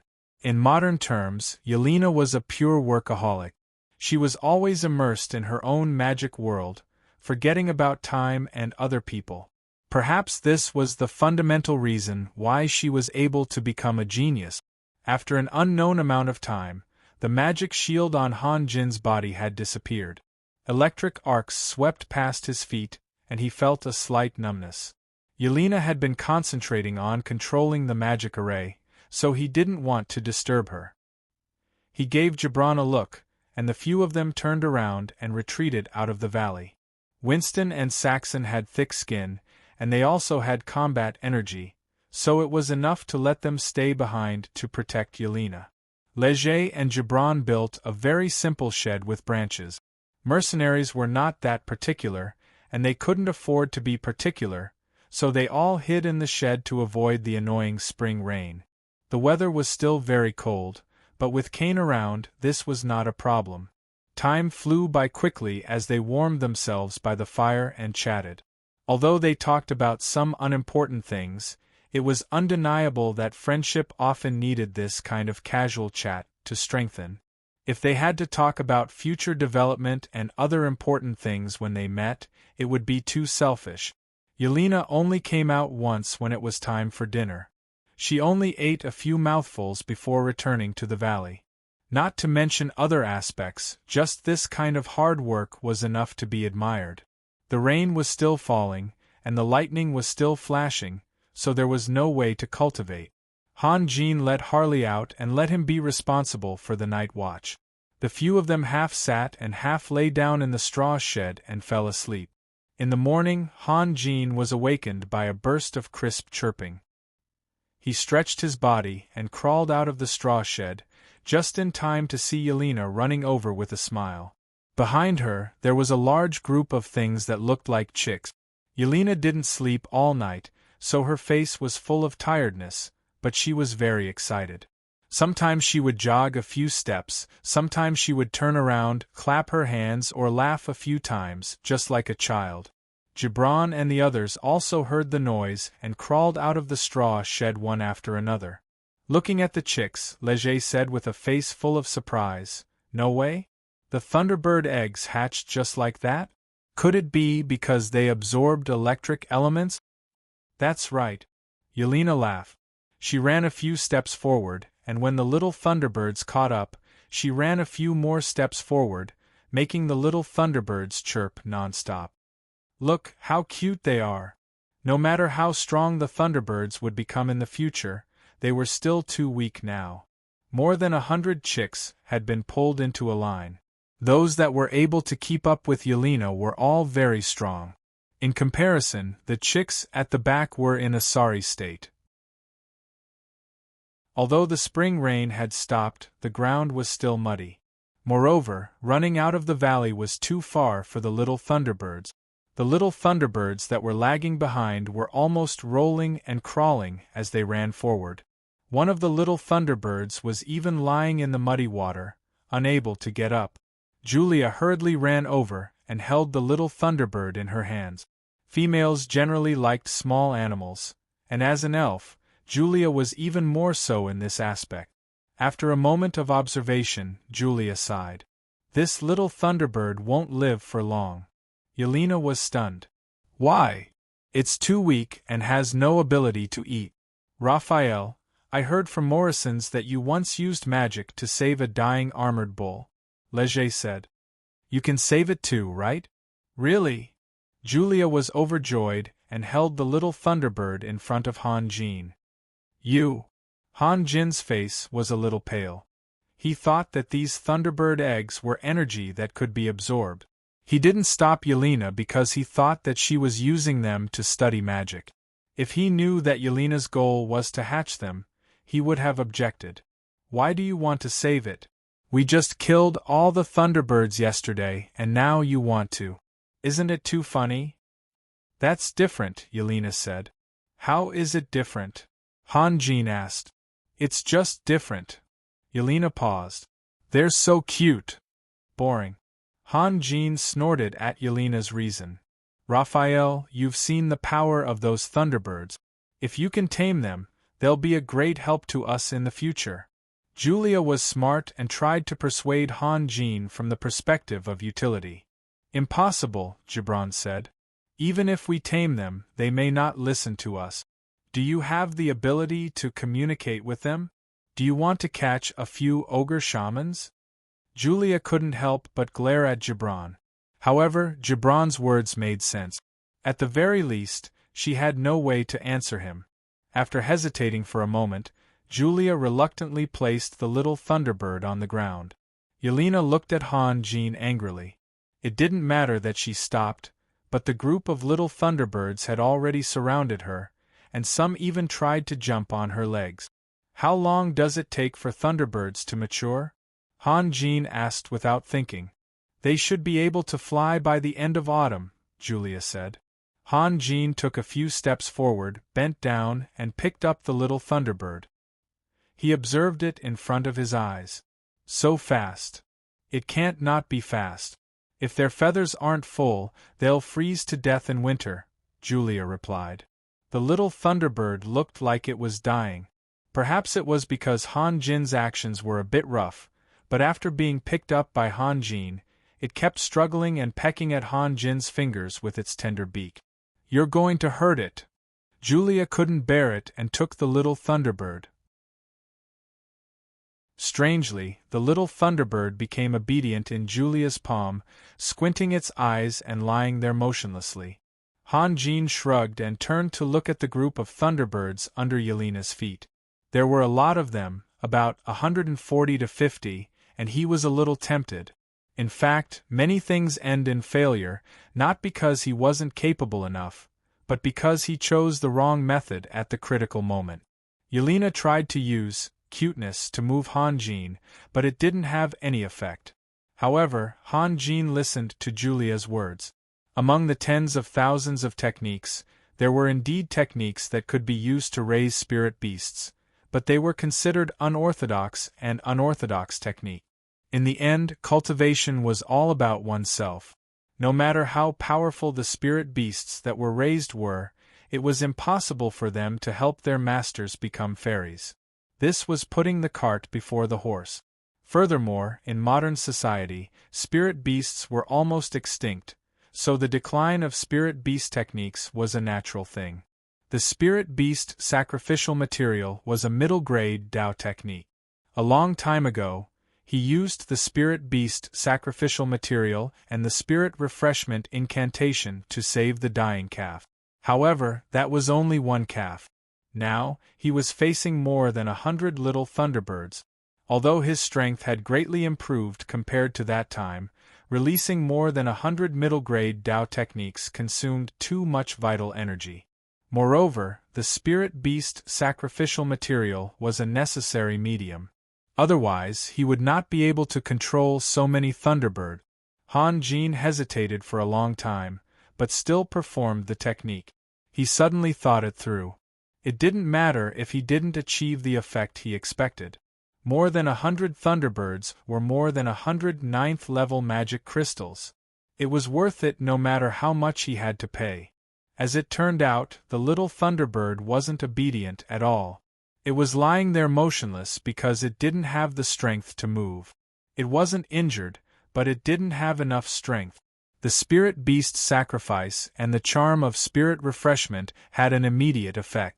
The little Thunderbird immediately jumped up, tilting its head and looking curiously at Han Jin. The spirit beast sacrifice could form a kind of affinity. Back then, the little calf was obsessed with Han Jin, and the Thunderbird was no exception. The little Thunderbird jumped to Julia's palm, and actually flapped its young wings to jump towards Han Jin.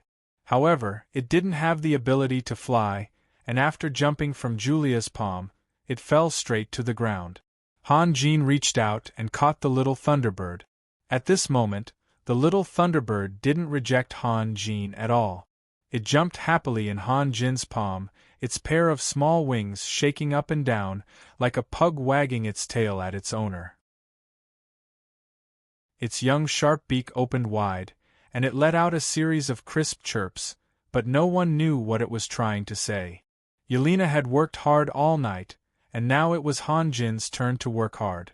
Transforming more than 100 Thunderbirds was a big project. Hiding in a quiet place to rest could only make up for part of the consumption. They stopped and rested until dusk. Han Jin finally completed his task, but he also discovered a terrible thing. Everyone more or less has a kind heart. Seeing a large group of little chicks cheering around like family members, most people would feel very happy at first, but what about half an hour later? What about a few hours later? What about a whole day? Han Jin only felt that his head was going to explode. Under the influence of the spirit beast's sacrifice, the little Thunderbirds had abandoned Yelena and were always by his side. When he got into the straw hut, the little Thunderbirds swarmed in. When he sat on the hillside, the little Thunderbirds lay down beside him. When he jumped on a rock, the little Thunderbirds surrounded the rock. In fact, following them was nothing. At most he had to be careful to avoid accidentally trampling a few to death. However, the constant chirping was unbearable. Moreover, Han Jin was a person who liked silence, and this kind of noise was even more unbearable. In the end, Han Jin was forced to fly away on his sword. The little Thunderbirds were in a mess, running all over the place. His vital energy had been consumed, and now every little Thunderbird lost was a loss. Han Jin had no choice but to land on the ground again, and only then did he manage to calm the little Thunderbirds down. Han Jin was annoyed, but Yelena and Julia were envious. Especially Yelena, after a morning's rest, she had recovered her energy and had been thinking of ways to lure the little Thunderbirds to abandon the dark side. However, to the little Thunderbirds, she was the dark side. It was not until Leger and Gibran returned from hunting and threw 2 rabbits that Han Jin was finally relieved. In fact, under normal circumstances, at most 1/3 of these little Thunderbirds could survive, but Han Jin's vital energy was not wasted in vain. The little Thunderbirds were each healthier and more active than the other, and in a moment, the 2 rabbits were torn beyond recognition. Chapter 242. Han Jin couldn't wait to jump into one of the pits. The pit was only half a meter deep, but it had a wide diameter of about 7 or 8 meters. The little Thunderbirds that were chasing after him didn't care about anything else. Wherever Han Jin went, they would follow. One by one, they fell into the pit. In the next moment, Han Jin had already jumped out from the other side. This made it difficult for the little Thunderbirds. They rushed to the edge of the pit and bounced non-stop, but no matter how hard they tried, they couldn't jump over the half-meter deep pit wall. Han Jin clapped his hands and let out a long sigh. "Raphael, what's wrong?" Gibran laughed. "You have so many expressions. I want to sing." Han Jin's face was full of helplessness. Last night, he slept separately from Gibran and the others because the little Thunderbirds were so close to Han Jin. Everyone was worried that one of them would turn over while sleeping and crush the Thunderbirds, so they built a separate straw shed for Han Jin.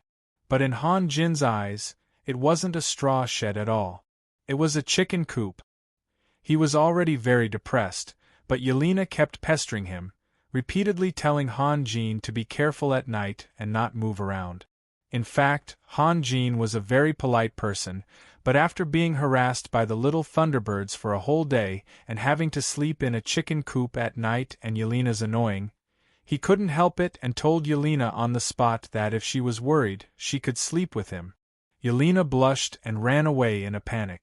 Until now, she hadn't said a word to Han Jin. "Ha ha!" Saxon laughed. "I hope your singing isn't as good as Sasua's." Everyone had experienced Sasua's singing. When Yelena was angry about something, she would immediately send a bolt of lightning over whenever a bird or beast chirped. In the end, Morrisons played dirty and tried to invite Sasu to sing.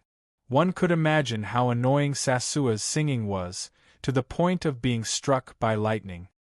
"Don't compare me to him." Han Jin walked to the campfire and sat down. "You can really sing?" Julia asked with a smile. Just as Han Jin was about to speak, Yelena suddenly stood up, walked to the side and sat down again. Winston and the others tacitly lowered their heads at the same time and focused on the barbecue as if nothing had happened. Han Jin coughed. He knew that what he said yesterday was too much and should find a chance to apologize to Yelena. Now, he could only try his best to change the topic. "If we knew the little Thunderbirds were so troublesome, we should have hatched them after we returned to the city. What do we do now? We can't leave." Are we going to stay here and wait for them to grow up? Can we bring them all back with the space scroll? Julia asked. No. Kane shook his head. Although the Thunderbirds are small, there are too many of them. It should be beyond the capacity of the space scroll. Should be. So, you're just guessing? Gibran asked. Yes. Kane looked at Yelena, and so did everyone else. Yelena was the only one here who could surpass Kane in terms of magical attainment.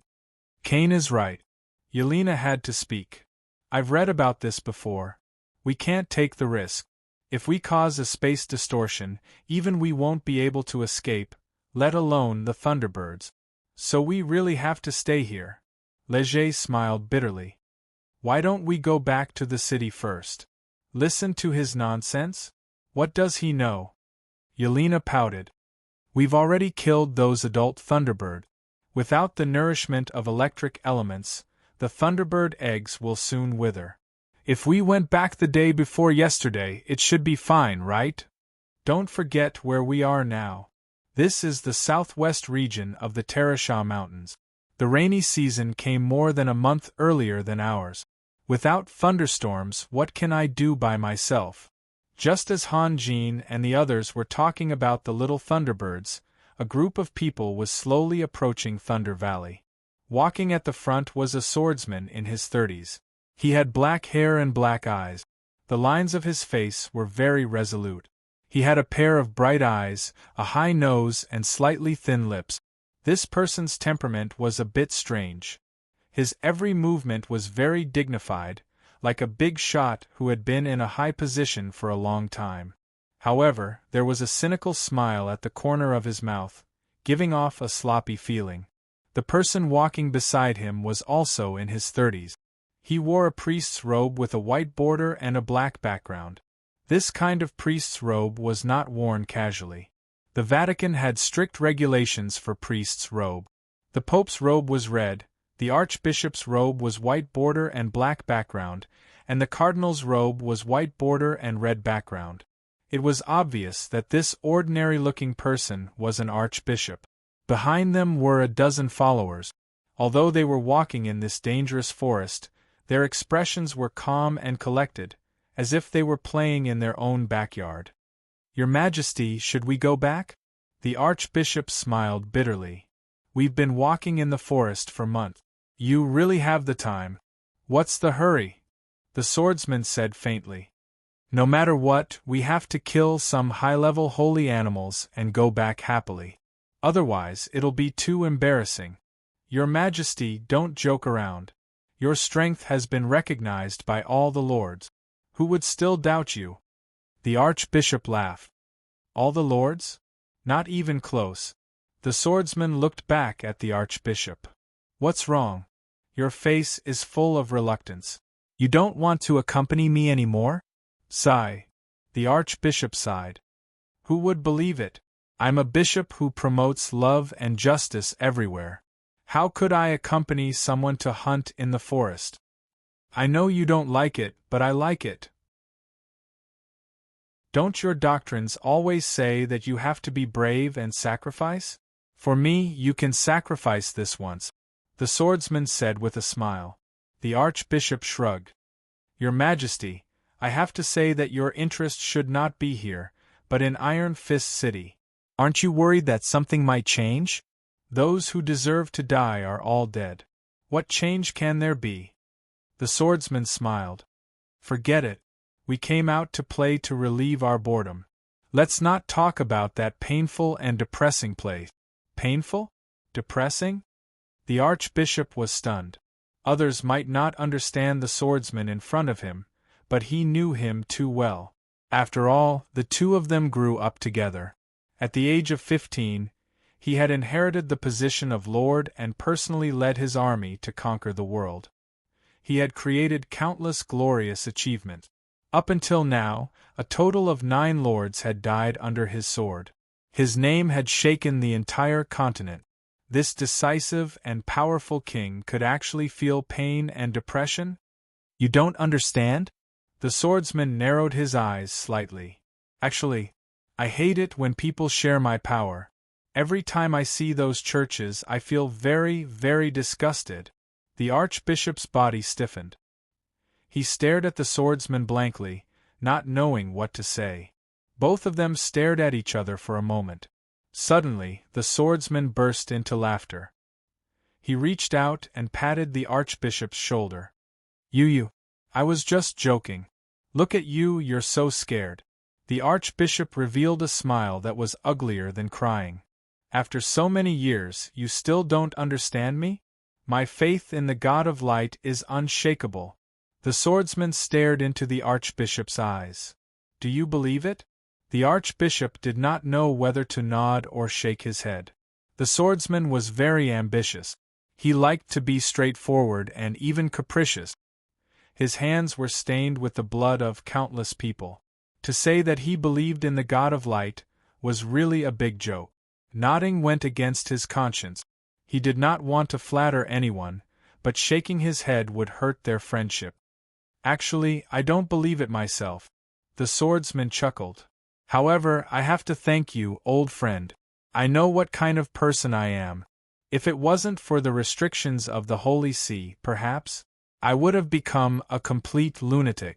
The archbishop heaved a sigh of relief in his heart and smiled as well. This is also the wish of the Pope. The swordsman said calmly. If a powerful empire appears on the continent, it will definitely pose a serious threat to him. The smile on the archbishop's face stiffened again. Although everyone knew these things, they could not say it out loud. It was just like everyone knew what a person's body looked like. However, they could not run around naked on the streets. They had to cover up their private parts. All these years I've wronged you. On one hand, you have to do your best to resolve the conflict between me and the church. On the other hand, you have to satisfy the Pope. As an archbishop, it's too tiring. The swordsman stared at the archbishop and said word by word, I owe you. The archbishop suddenly felt a lump in his throat. His eyes also became moist. The swordsman's words struck a chord in his heart. On one hand, there was a deep friendship. On the other hand, there was a firm belief. It was really too difficult to find a balance between the two. Oh right, according to the teachings, sacrifices will go to heaven. Is that right? The swordsman suddenly changed the topic. Why? The archbishop suppressed his agitated emotions and said with a smile, You want to discuss the teachings with me. I'm willing to discuss it with you, but I'd rather do it myself. The swordsman moved his wrist, and a sword light shot out. He was extremely fast. He grasped the sword, drew it out of the scabbard, stabbed, pierced, unsheathed the sword, and sheathed it. This series of actions were completed in an instant. Even after he sheathed the sword, the blood on the wound did not have time to flow out. The archbishop took a few steps back and covered the wound on his chest with his hand. He stared at the swordsman in a daze. His eyes were filled with disbelief. He really could not believe it. The followers behind him were all dumbfounded. They would never have dreamed that their king would attack the archbishop of the diocese, an old friend who was like family to them. You. The archbishop pointed at the swordsman with a trembling finger. I don't know how to repay you. After thinking about it, I can only send you to heaven, the swordsman said calmly. The swordsman faintly said, Say thank you to me. We had a perfect beginning, so we should also have a perfect ending, right? The archbishop slowly lowered his head and looked at the blood dripping from his chest. He then raised his head to look at the swordsman. The psychological blow was far greater than the physical injury. Even at this moment, he still could not react. Heaven is beautiful, and it belongs to you. The world is cruel, and it belongs to me. The swordsman sighed softly. I'll give you one last piece of advice. Don't tell a king what to do. Since he can become a king, he will definitely not like the feeling of being controlled by others. No one can. If he can be controlled by others, he will never become a true king. The archbishop took a deep breath, and then suddenly let out an angry roar. Waves of extremely violent and even crazy magic waves covered the sky. A huge ball of light appeared, and the dazzling light was dozens of times brighter than the sun. Not only the people in the field, even Han Jin and the others who were more than 5 kilometers away could not help but close their eyes. Then, the ball of light exploded, and a shadow formed completely by light appeared in the sky. The shadow was about 100 meters tall, and the light wings on its back stretched out to more than 1,000 meters. It was holding a huge sword with both hands, and the immense pressure made it difficult for people to breathe. The next moment, the shadow swooped down from the sky and swung the huge sword. The burning flames almost split the sky in half. The tip of the sword was pointed at the swordsman who had committed the crime. The followers were all dumbfounded. This was a light element forbidden spell, Angel of Light's punishment. With a loud boom, large swathes of the forest began to churn like the surface of the sea. The soil, sand, and pebbles that were blasted away flew hundreds of meters into the air. At the center of the impact of the forbidden spell, a neat circular tide appeared, sweeping out in all directions at an incredible speed. Wherever it passed, ancient trees, shrubs, and grass were all ground to dust. In the blink of an eye, an empty area of over 1,000 meters appeared in the forest. Moreover, the tide continued to surge outwards, but its power was reduced by a little. In the center, there was a crater that was almost 100 meters wide. Those followers had long been smashed to pieces, and not even their ashes could be found. What was strange was that there were 2 earth pillars that were more than 10 meters tall in the middle of the crater. The swordsman and the archbishop were standing on the 2 earth pillars. Countless starlight flashed on the swordsman's body. The starlight was so dense that it almost connected into one, firmly enveloping his body.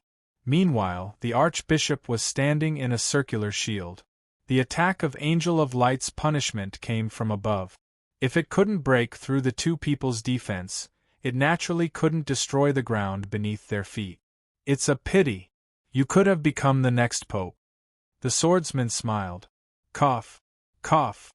The archbishop coughed violently. Every time he coughed, he would spit out a mouthful of blood.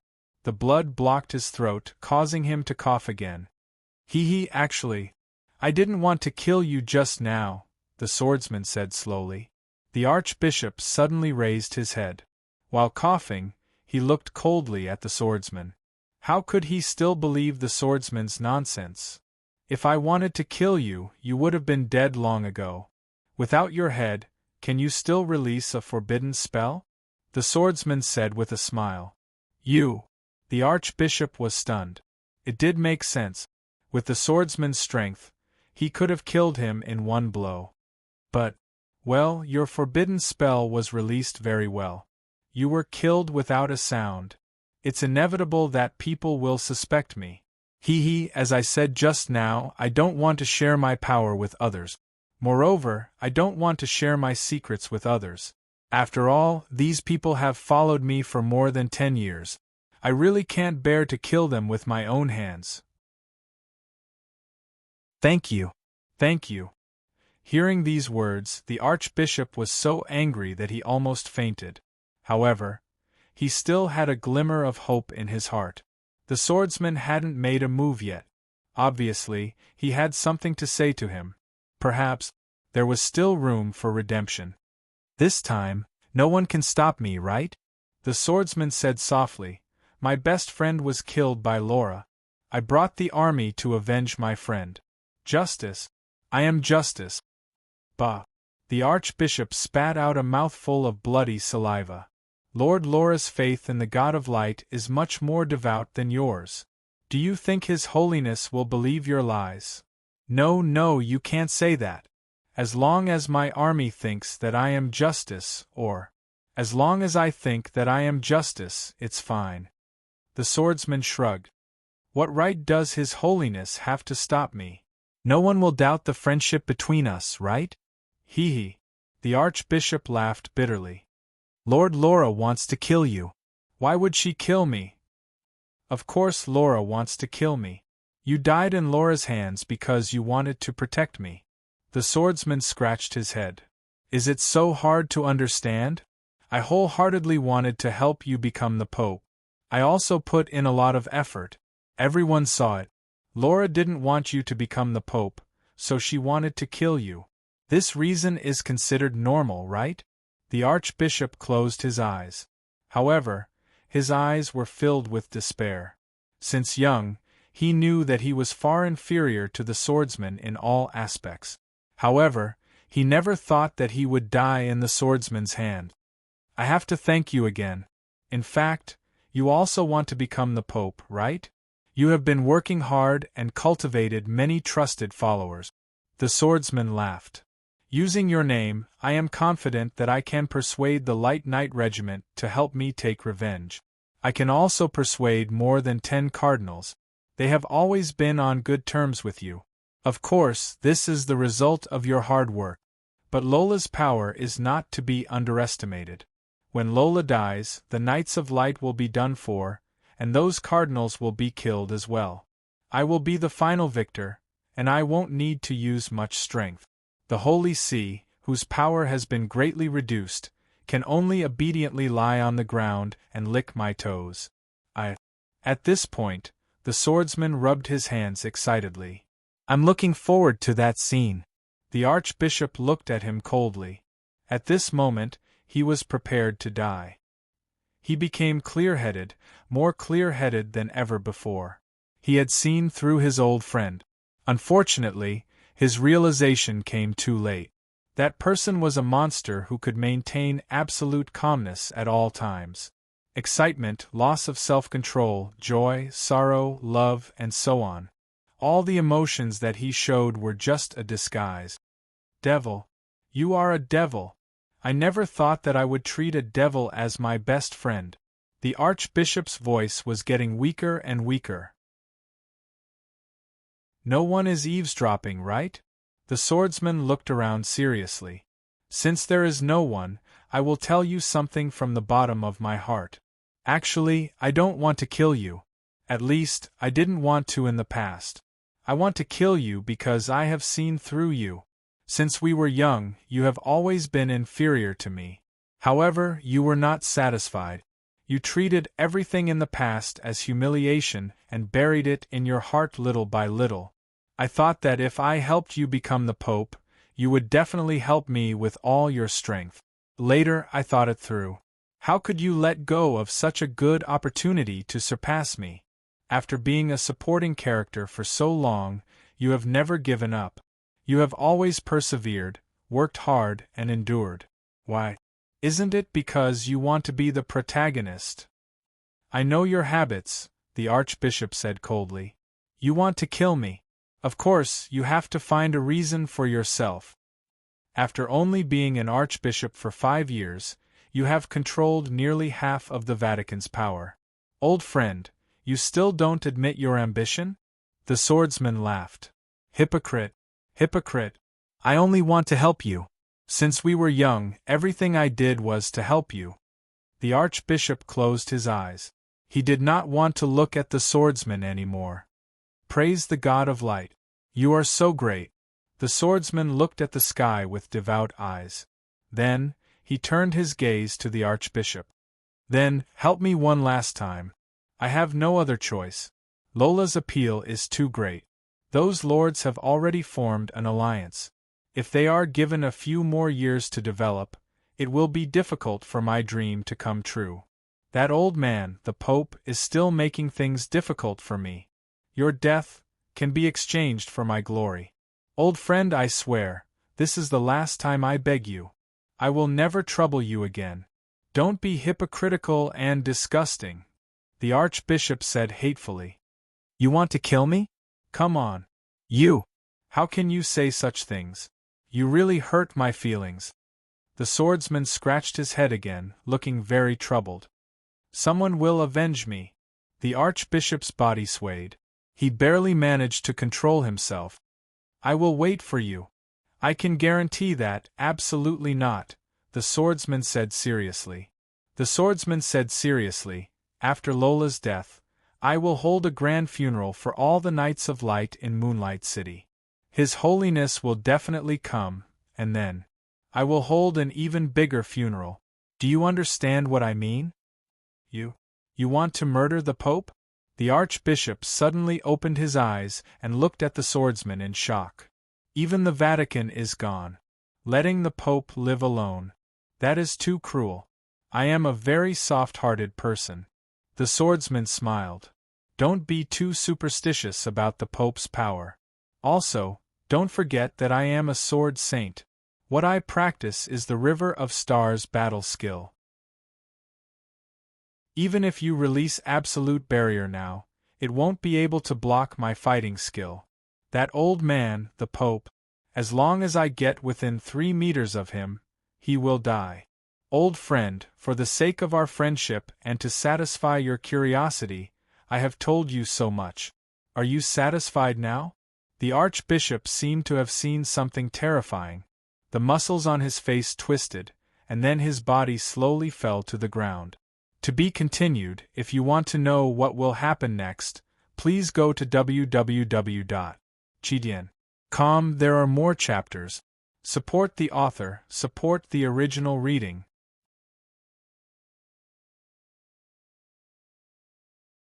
Chapter 243. Let go of me, Yelena said anxiously. Han Jin stared blankly in the direction of the white light as if he hadn't heard Yelena's words. Yelena rolled her eyes and said, "Go take a look and see what's going on over there." Han Jin remained silent. Some things could be fooled around, but some things couldn't be taken lightly. His master had told him before that curiosity killed the cat with 9 lives. If he encountered a battle between cultivators, he must not go and watch the show. If it was none of his business, he must stay out of it and mind his own business. Of course, mind your own business had a specific meaning. For example, if he saw a child fall from the sky and could save his life by reaching out, he would still save him. His master meant that it was something that could pose a threat to him. The story of the fisherman taking advantage of the situation was well known. No one was a fool. How many people would continue to fight when a group of people suddenly surrounded them while they were fighting to the death with the enemy? Moreover, the magic fluctuation lasted for only a short time before the forbidden spell broke out. It was obvious that the people over there were very powerful, at least at the peak of the 11th level. Also, the people who could force such a top powerhouse to release a forbidden spell were definitely not weak. If they went over to watch the show, the consequences would be unimaginable. The aftermath of the forbidden spell had disappeared for a long time, but the forest was still quiet. Even the insects had stopped chirping, and even the little thunderbirds were lying at the bottom of the pit, motionless. The impact of the forbidden spell was so strong that they felt fear. Yelena saw that Han Jin hadn't spoken for a long time and tried to shake her wrist. Han Jin said in a low voice, "What are you doing? Let's go and see." Yelena said. 2 top or super powerhouses were fighting. This kind of opportunity was hard to come by. Yelena felt as if a kitten was scratching her chest. If it weren't for Han Jin holding her wrist tightly, she would have rushed over. Wait for the evening. What? They're already done fighting. Listen, there's been no movement for a long time. Yelena shouted as she tried to shake her wrist. Sit down obediently. Han Jin bellowed. You? What right do you have to speak to me like that? Yelena's eyes reddened. Everyone was around, and Han Jin had scolded her in front of everyone. He was not giving her any face at all. Can you release such a forbidden spell? Yes. Really? Han Jin raised his eyebrows. It's just that it takes a little longer than him, and its power is also a little weaker. Just a little longer, Han Jin said with a faint smile. When they were fighting together against the mercenaries' attack, he had discussed with Yelena in detail in order to grasp the combat power of his companions. Yelena could indeed release a type of thunder-forbidden spell, Thunder God's Roar. However, the casting time was about half an hour, and it required at least 5 high-level thunder magic crystals as a medium. Otherwise, her magic staff would have been destroyed. Han Jin remembered all of this clearly. However, Yelena's memory was amazing when it came to magic, and she couldn't remember what they were chatting about. Otherwise, she wouldn't have bragged in front of Han Jin. If I release the scroll, I'll be faster than him, Yelena said angrily. Keep the scroll, it's used to save your life. Han Jin's tone was a little strange. Raphael, it's okay to go and take a look, right? Don't we have you? Saxon laughed. He was just as curious as Yelena and wanted to know what was going on. My strength lies in magic arrays. If it's an encounter, I might not be much stronger than you guys, Han Jin said indifferently. He couldn't say that he was a fake dragon slayer, so he had to find another excuse. Let's wait here. We'll go when it's dark. The one who released the forbidden spell was a priest. He wouldn't attack us randomly, right? Kane said. What if the one who won was his opponent? Kane shrugged his shoulders and didn't say anything. In fact, they didn't just trust Han Jin, but more or less idolized him. Therefore, they felt that Han Jin didn't need to be so careful. A priest wouldn't run into the forest of magic beasts alone. He must have companions. Why did he only release one attack? Gibran asked with a strange expression. Let's not talk about this. Han Jin shook his head and said in a resolute tone, We'll go when it's dark. You guys be careful. Don't release magic or combat energy carelessly. Don't attract attention. After that, Han Jin took out a few small mirrors from his space ring and set them up around them. Gibran and the others looked at each other. Han Jin himself was a dragon slayer, and with Yelena's help, there was no need for them to be afraid of any powerhouses. However, Han Jin seemed to be extremely nervous, which was incomprehensible. After the 9-palace light magic array was set up, Han Jin was relieved. He looked up and stared blankly in that direction. He had once used the 9-palace light magic array to trap thousands of vampires. He thought that using this array to save his life wouldn't be a problem. At least, he could exchange it for a chance to release the space scroll. What made Han Jin nervous wasn't the forbidden spell, but the bloodthirsty aura of heaven and earth. Cultivators were particularly sensitive to bloodthirsty aura. In his impression, only prehistoric demons or unparalleled heroes could release such bloodthirsty aura. His master once said that the so-called Tao was a kind of persistence, a kind of affirmation of one's nature. Therefore, helping the world and saving people could enter the Tao. Killing could also enter the Tao. Fighting could also enter the Tao. Dancing could also enter the Tao. Happiness could also enter the Tao. Those people or demons with the bloodthirsty aura of heaven and earth were all strong-willed and extremely difficult to deal with. They had great wisdom and also great fearlessness. Once they set their sights on a path, they would never turn back. Even if there were thousands of people, they would still go forward. This was not to praise demons. Sometimes, the devil's nature was the Buddha's heart. Both of them required the same persistence and the same belief. Ever since his rebirth, Han Jin had never been so nervous. Even when he almost died at the hands of Caroline and Betty, his heart was filled with anger and no trace of fear. But now, he was really afraid. That aura was similar to a person, the bloody knight Gerald. But Gerald only had the smell of blood. Compared to him, he was like a child who had just learned to walk. Although Gibran and the others didn't understand Han Jin, they still followed Han Jin's instructions. They even tried to lower their voices when talking to each other, and tried to return as quickly as possible. At noon, they only ate some dry bread and didn't light a fire. After half a day of boredom, the sun was about to set, but there was still no movement. Yelena finally couldn't stand it anymore. She stood up and said, "Didn't you say that you would go when it got dark? Is it okay now?" "Wait here, I'll go take a look first," Han Jin said, then repeated himself worriedly, "Wait here." 10 miles wasn't a long distance, and he could cover it with burrow. Han Jin wasn't in a hurry to go out. First, he used his spiritual sense to observe the movement outside. Then, He went out of the ground and flew straight into the air on his sword. Yelena had praised him, saying that he was very fast on his flying sword. Other than dragons and fire phoenixes, no other creatures could catch up with him. Although Yelena also excused herself because she had embarrassed herself at that time, Han Jin was still confident in his flying sword. The surroundings were silent. There was a frightening crater on the ground, and the forest within a radius of nearly 1,000 meters had been razed to the ground. Han Jin wasn't in the mood to enjoy the scenery around him. His eyes were locked on a person lying quietly at the bottom of the crater, motionless, as if he was dead. Han Jin waited for a moment before he lowered his sword and moved his gaze away from the person. There were 2 broken mounds at the bottom of the crater. They looked very strange because the whole crater was very flat, and so was the bottom of the crater. The power of the forbidden spell should be equal in a certain area, so there was no reason for the 2 mounds to exist. Han Jin landed on one of the mounds, bent down, and grabbed a handful of soil and gravel.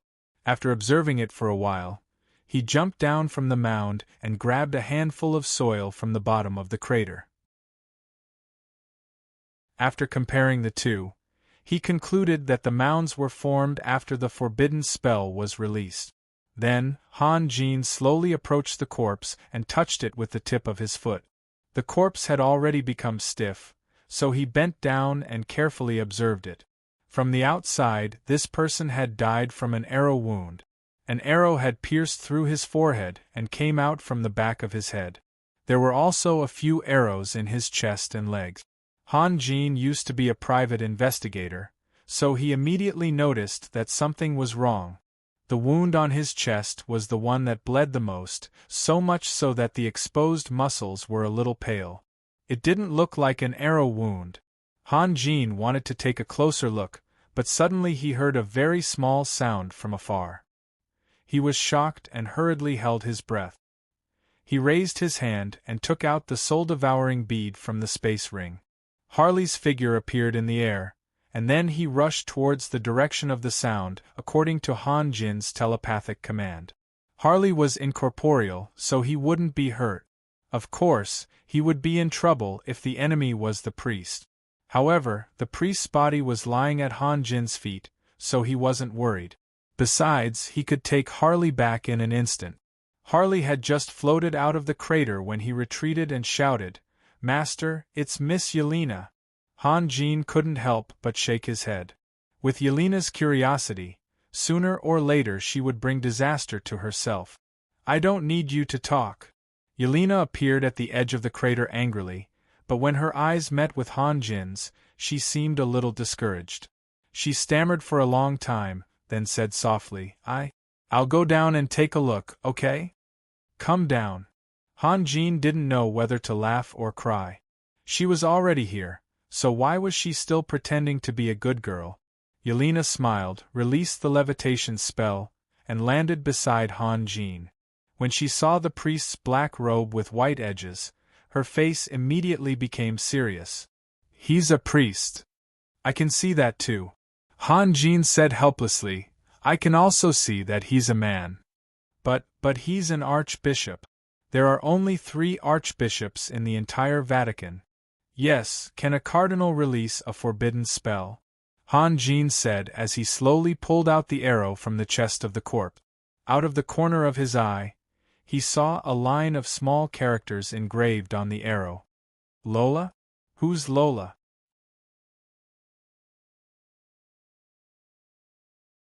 Chapter 244. "I don't know." Yelena shook her head, then moved closer to scrutinize the arrow in Han Jin's hand.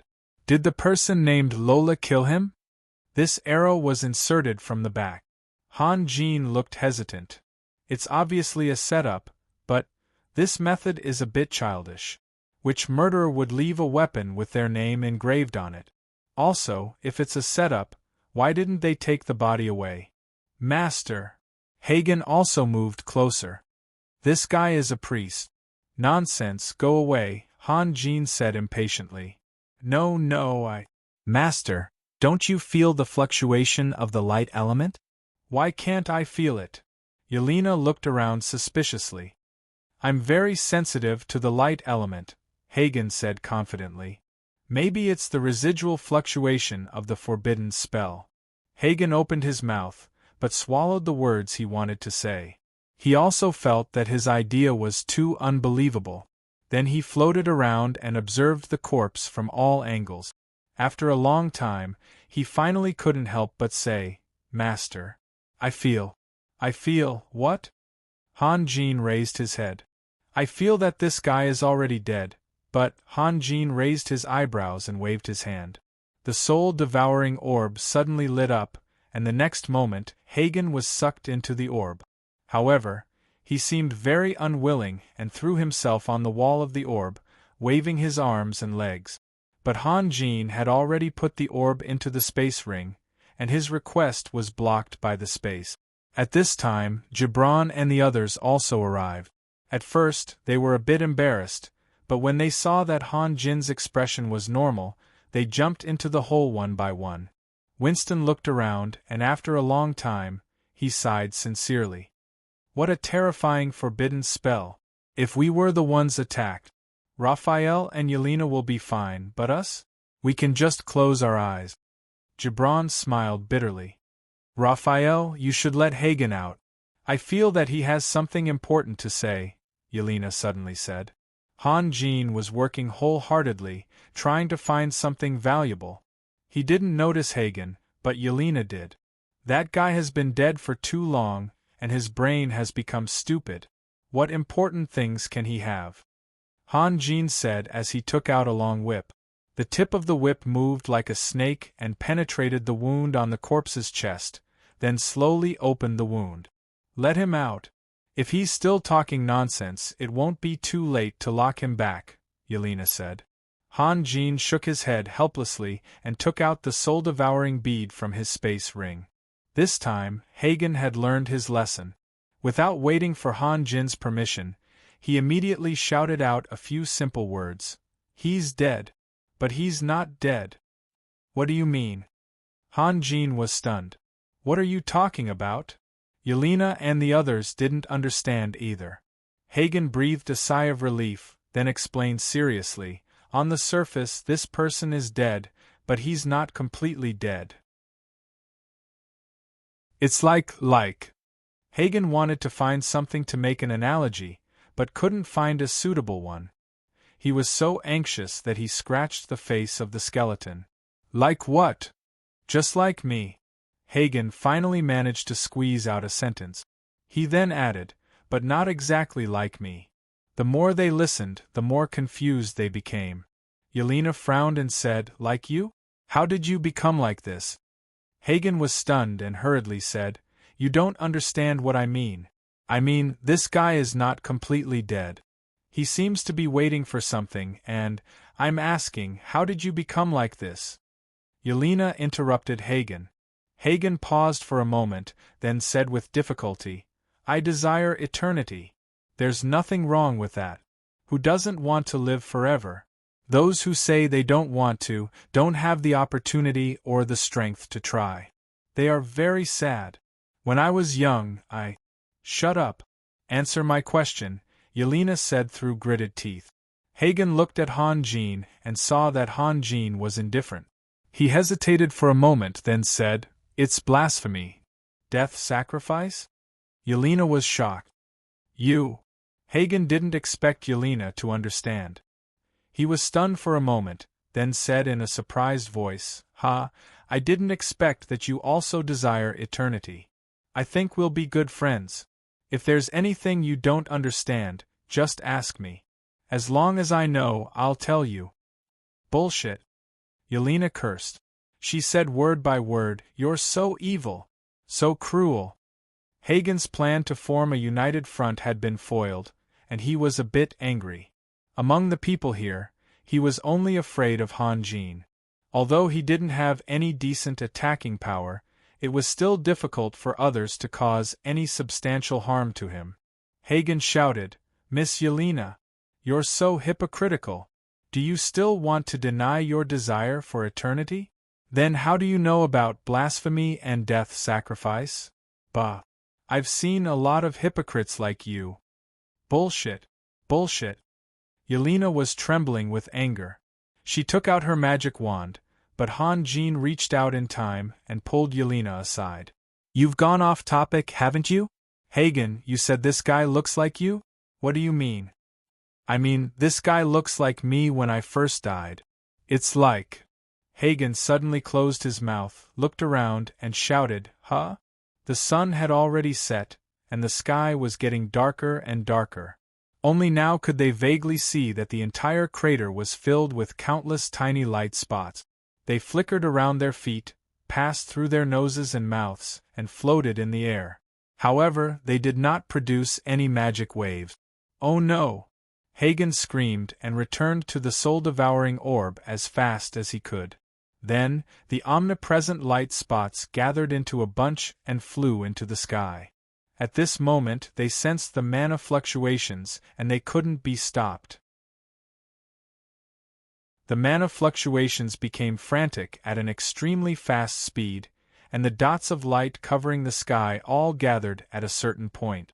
After a short moment, 100-meter-tall angel made of light appeared in everyone's line of sight. Gibran and the others exclaimed and hurriedly rushed out of the pit. Yelena, on the other hand, was dumbfounded. She stared at the giant angel in a daze, her body trembling like a sieve. She muttered, Impossible! Impossible! Han Jin grabbed Yelena, flew out of the pit on his sword and shouted, Get out of here, quick! Take Yelena with you! After that, he threw Yelena, who was still in a daze, out. Julia rushed forward and caught Yelena. At this moment Cain shouted, This is the Angel of Light's redemption. We're not in danger. The sound of the wind crying came from the sky. The giant angel slowly knelt down in the air, holding the sword with both hands tightly. The pair of light wings that stretched out thousands of meters slowly folded, like a knight praying about to go to war, solemn and solemn. The arrows on the corpse's forehead, chest, abdomen, and legs began to move, as if they were affected by an inexplicable force.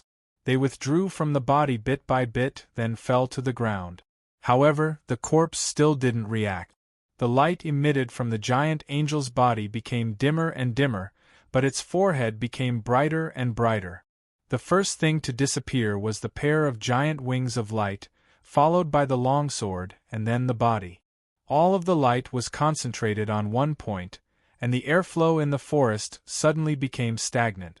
The drop of light fell from the sky and landed on the corpse with great precision. Oh my God! It's really stacking magic! Yelena finally came to her senses. She yelled excitedly, completely unladylike. That's impossible! However, everyone's attention was focused on the corpse, and no one paid attention to Yelena. She simply rushed over, grabbed Han Jin, and shouted, This is impossible! Absolutely impossible! Only Cain was similar to Yelena. He was so excited that he trembled and shouted, Yes, it's impossible! There's always someone better than you. Nothing is impossible, Han Jin said lightly. What do you know? Yelena shouted, This person can stack 2 forbidden spells together. And did you notice the time? They've already finished the battle. Do you know what it means to be able to use derivative spells at this time? His ability to control the elements is far beyond ours. It's indescribable. Cain's face was full of disbelief. Even my father can't do it, Yelena said firmly. Are you saying that he's more powerful than Grand Duke Solomon? Han Jin was stunned.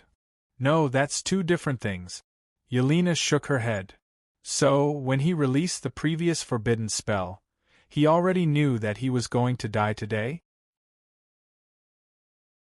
Gibran said softly, Yelena, if Grand Duke Solomon fought with him, how long do you think he could last?